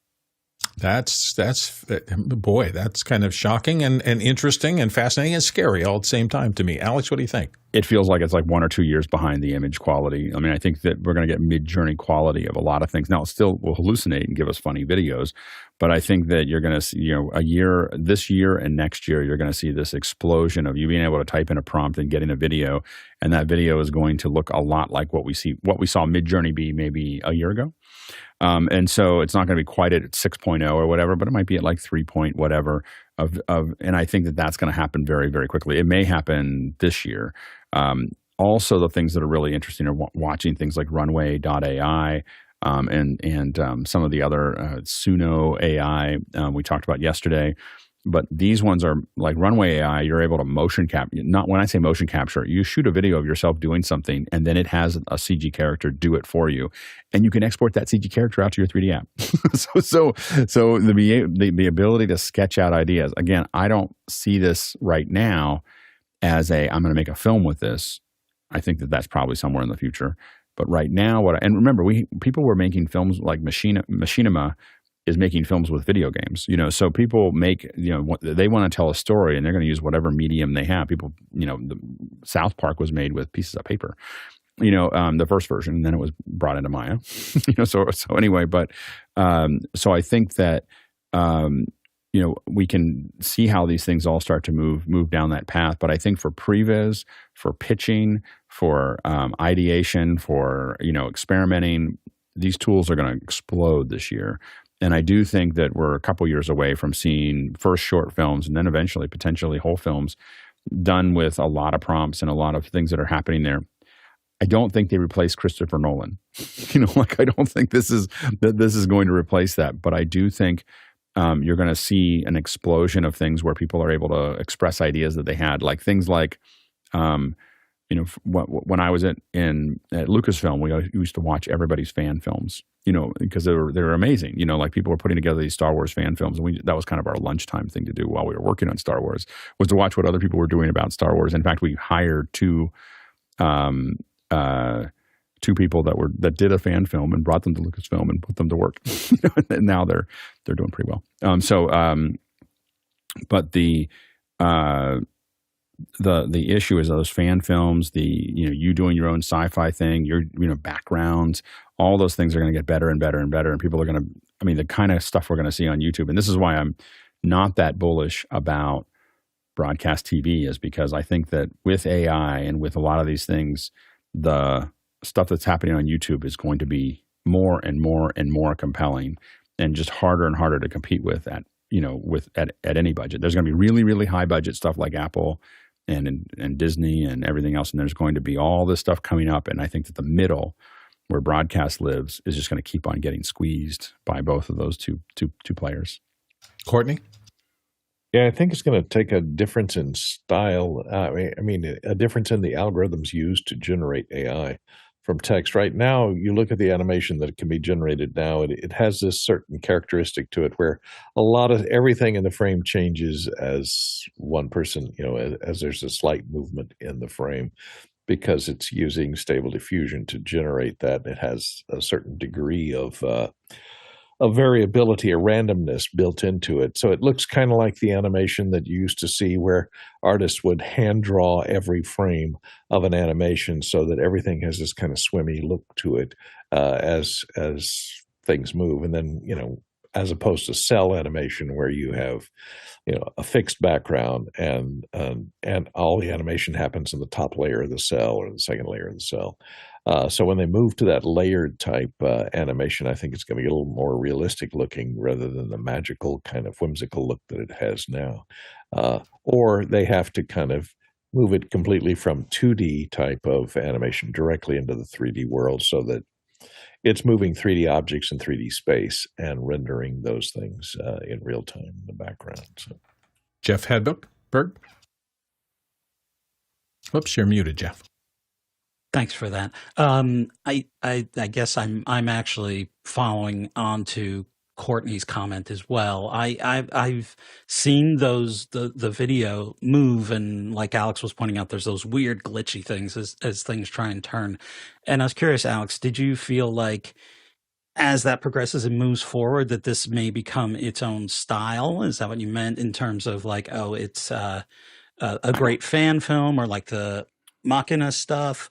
Or do you feel like eventually, hey, this could be, I don't need to hire an actor because I can just type in, I need whatever description you need? Maybe background actors, but I don't think that foreground actors. I think that, man, we can hand animate things and almost nobody gets it right. Look at Rogue One, and you're looking at all the money to do Carrie Fisher, and it still didn't work.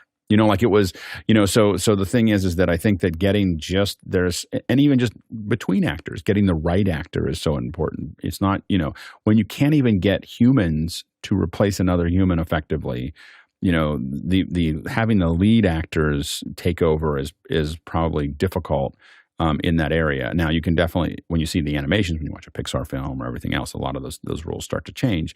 But I think that also all that stuff that's happening in the background, that's going to get fixed this year. Like, I guarantee it.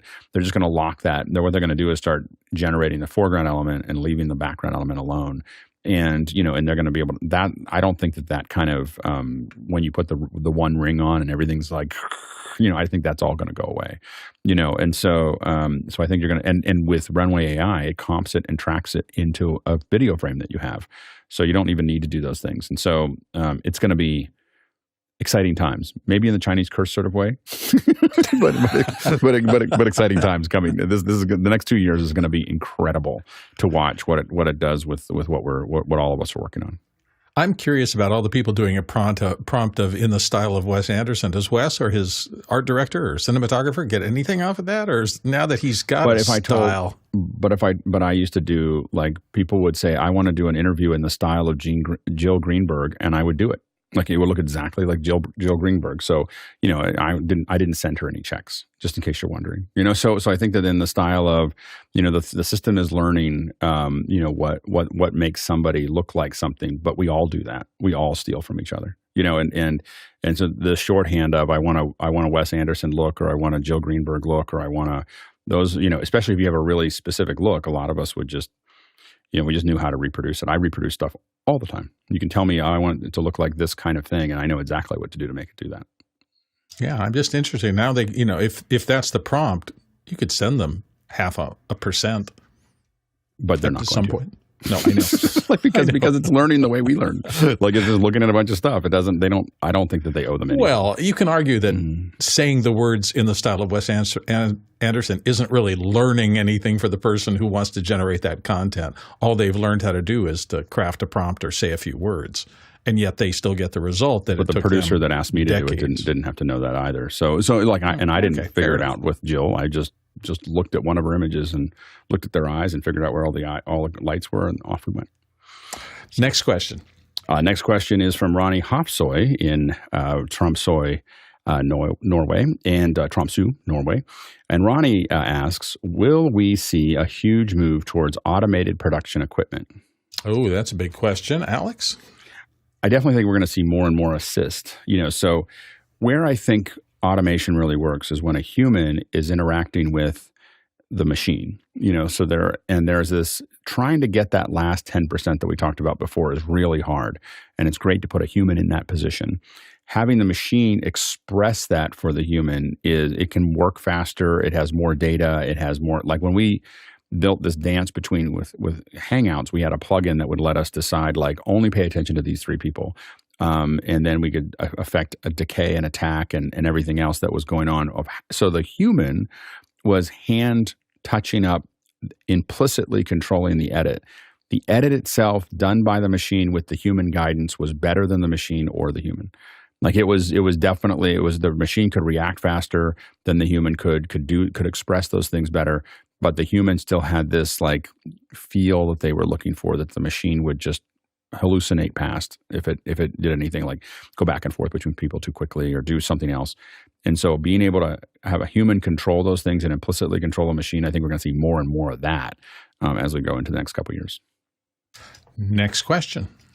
Next question is from Stephen Montagna in Madison, Wisconsin. And Stephen asks, the New York Times ran a piece on Alexander Payne's use of dissolves, which are used less and less in films today.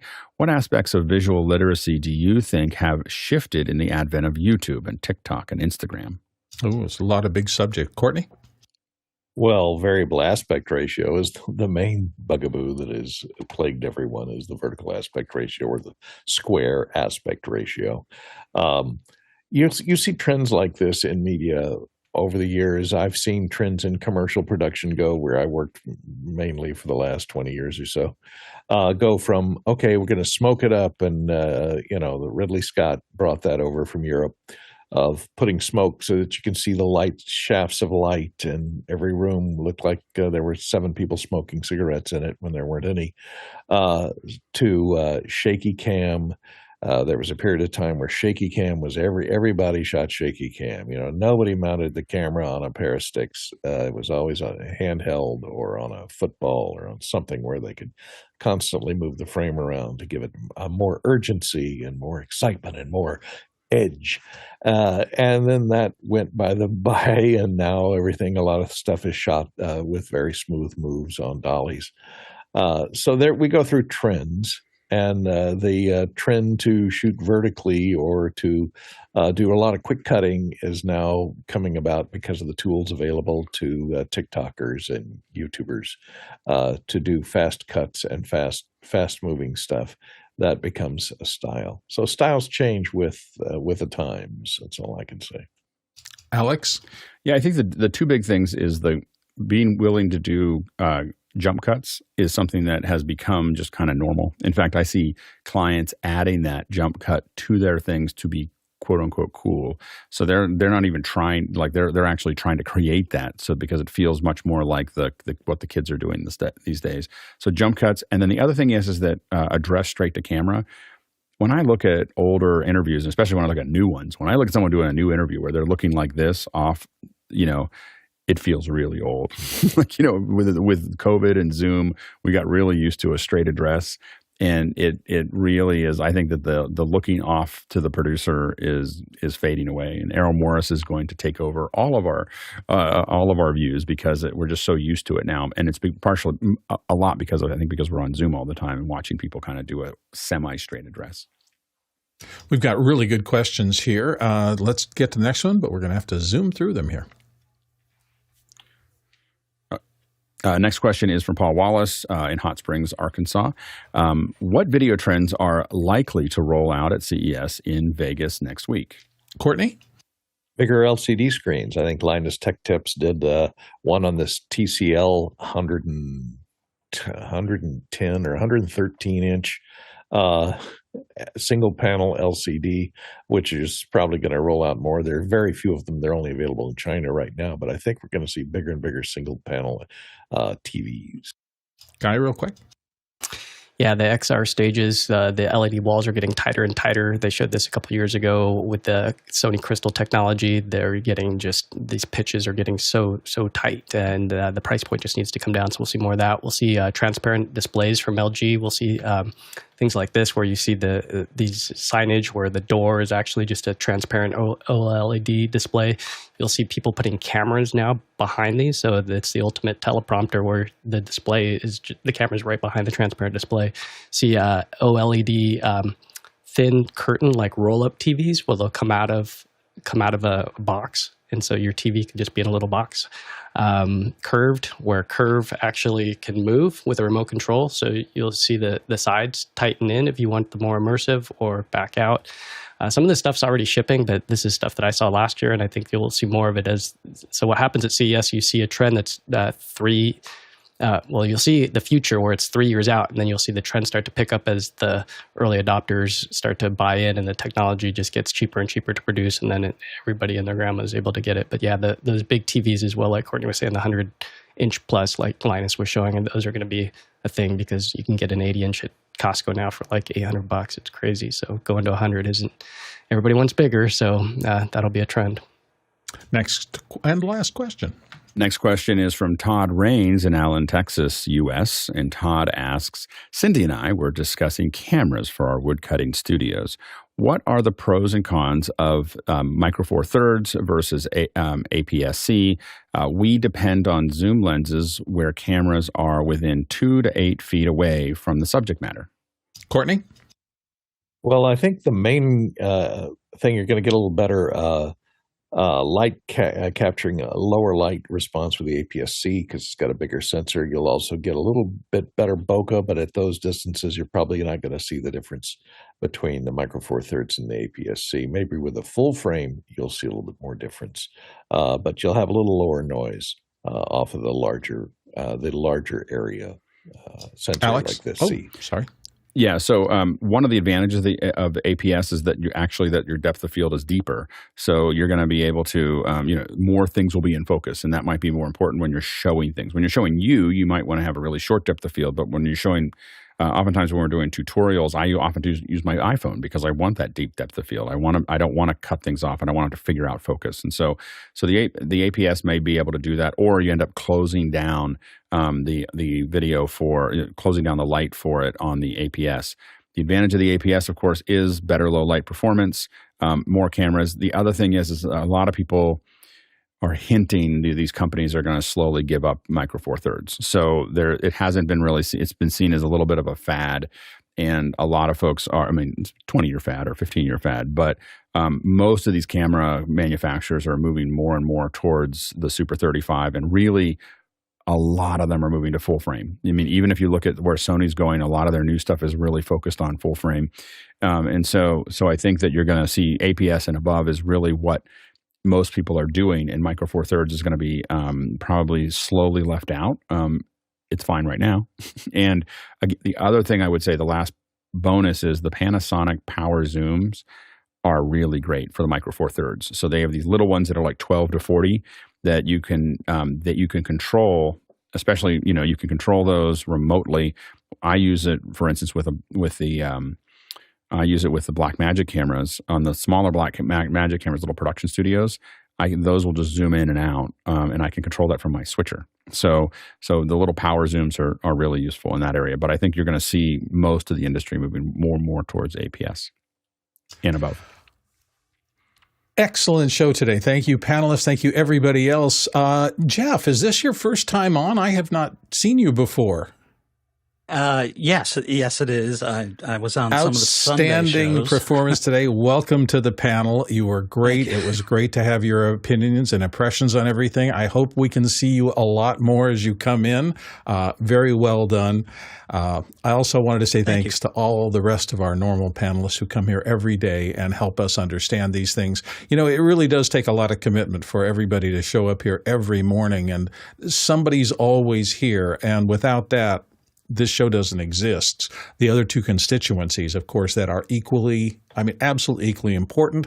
First and foremost, those of you who have watched the show, you are our producers who've asked the questions, voted the questions up and down, told us essentially through your votes what's most important to you and what you want us to spend the most time discussing. And of course, the back end crew, they are legion, they are hiding behind there, and they are doing so many things to make this show possible that you wouldn't believe. Constantly through the course of the entire 2 hours that we're on live, there are people in our headphones and there are people behind the scenes who are solving problems. If, a panelist needs a particular piece of information to make a better answer for something, we have processes and people will look something up for us. It's just a truly community-oriented effort, and it's amazing. And thank you everybody in any of those three constituencies for doing what you do. It is the end of the show, which means it's Talak traversal time. We managed to go 41,009 miles. That's 65,999 kilometers, more than 324 million bananas for scale. Don't forget the Isadora Lab starts at the top of the hour at 10 o'clock Pacific time, and we will see you all tomorrow.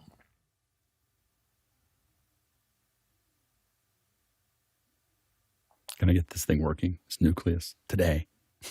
Ooh, you got a project. Until Adrian gets up. Adrian, if you hear me, just tell me when you're awake. But see if we can figure out why it's not connecting. But yeah, So are we going to be able to see dramatic focus throws on Alex's camera from now?